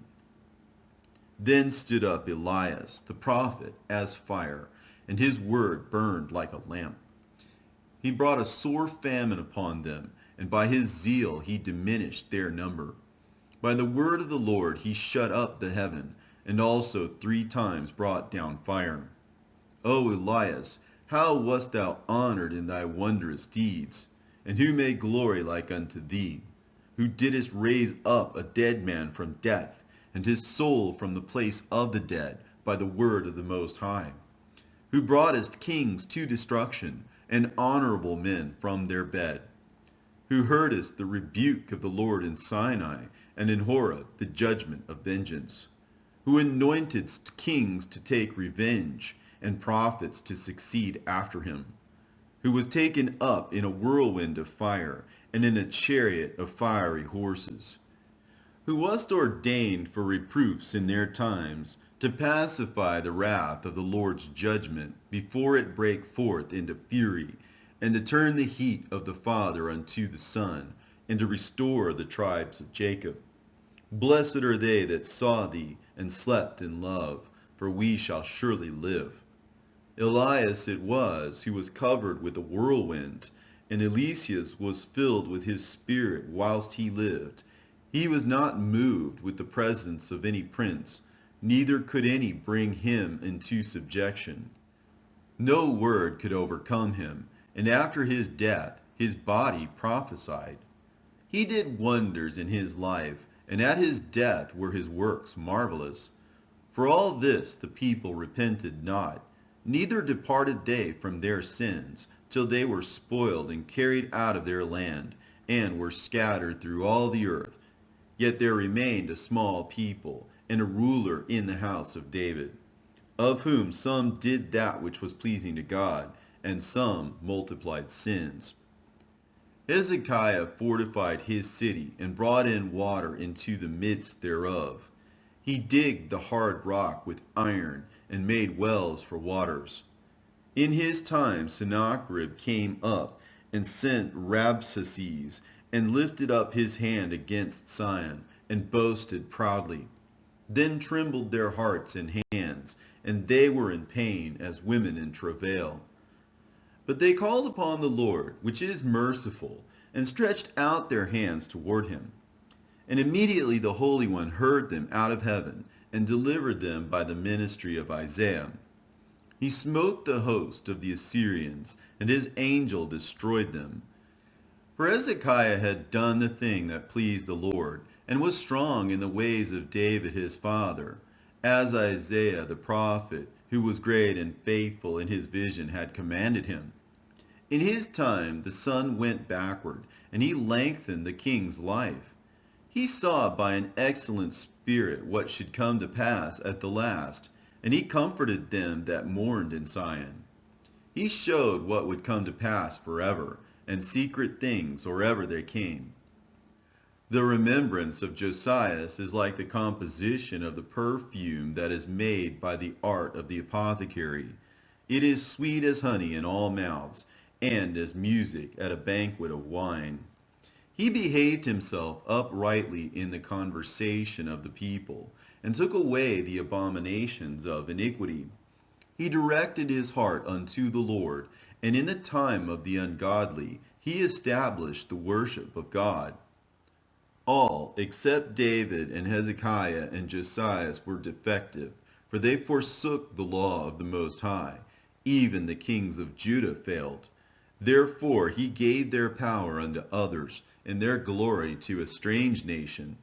They burnt the chosen city of the sanctuary, and made the streets desolate, according to the prophecy of Jeremiah.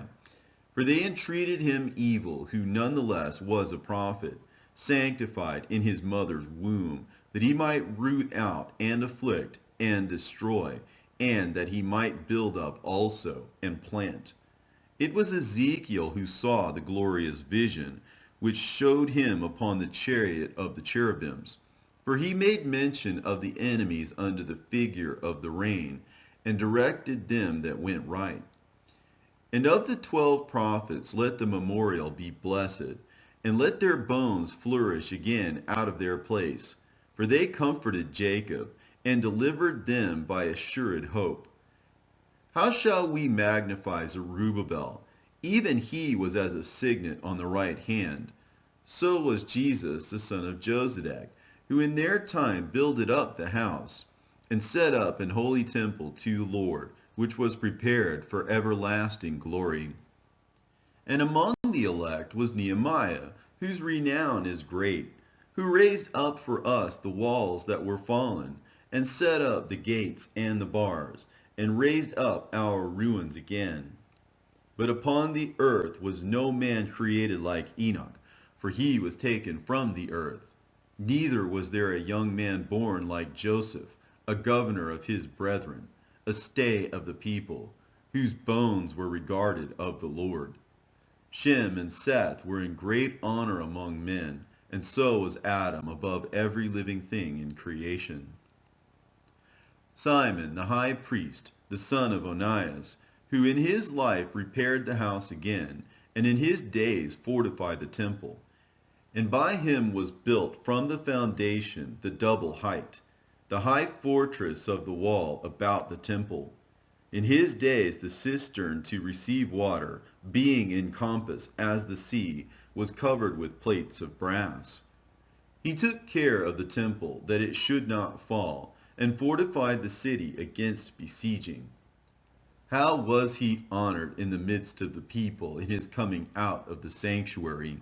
He was as the morning star in the midst of a cloud, and as the moon at the full, as the sun shining upon the temple of the Most High, and as the rainbow giving light in the bright clouds, and as the flower of roses in the spring of the year, as lilies by the rivers of waters, and as the branches of the frankincense tree in the time of summer, as fire and incense in the censer, and as a vessel of beaten gold set with all manner of precious stones, and as a fair olive tree budding forth fruit, and as a cypress tree which groweth up to the clouds. When he put on the robe of honor, and was clothed with the perfection of glory, when he went up to the holy altar, he made the garment of holiness honorable. When he took the portions out of the priest's hands, he himself stood by the hearth of the altar, compassed about as a young cedar and Libanus, and as palm trees compassed they him round about. So were all the sons of Aaron in their glory, and the oblation of the Lord in their hands, before all the congregation of Israel. And finishing the service at the altar, that he might adorn the offering of the Most High Almighty, he stretched out his hand to the cup, and poured of the blood of the grape. He poured out at the foot of the altar a sweet-smelling savor unto the Most High King of all. Then shouted the sons of Aaron, and sounded the silver trumpets, and made a great noise to be heard, for a remembrance before the Most High. Then all the people together hasted, and fell down to the earth upon their faces to worship the Lord God Almighty, the Most High. The singers also sang praises with their voices. With great variety of sounds was there made sweet melody. And the people besought the Lord, the Most High, by prayer before him that is merciful, till the solemnity of the Lord was ended, and they had finished his service. Then he went down and lifted up his hands over the whole congregation of the children of Israel, to give the blessing of the Lord with his lips, and to rejoice in his name. And they bowed themselves down to worship the second time, that they might receive a blessing from the Most High.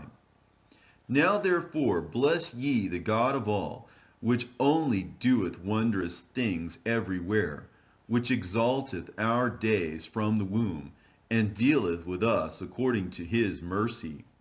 He grant us joyfulness of heart, and that peace may be in our days in Israel forever, that he would confirm his mercy with us, and deliver us at his time. There be two manner of nations which my heart abhorreth, and the third is no nation, they that sit upon the mountain of Samaria, and they that dwell among the Philistines, and that foolish people that dwell in Shechem. Jesus, the son of Sirach of Jerusalem, hath written in this book the instruction of understanding and knowledge, who out of his heart poured forth wisdom. Blessed is he that shall be exercised in these things, and he that layeth them up in his heart shall become wise. For if he do them, he shall be strong to all things. For the light of the Lord leadeth him, who giveth wisdom to the godly. Blessed be the name of the Lord forever. Amen. Amen. A prayer of Jesus, the son of Sirach. I will thank thee, O Lord and King, and praise thee, O God, my Savior. I do give praise unto thy name.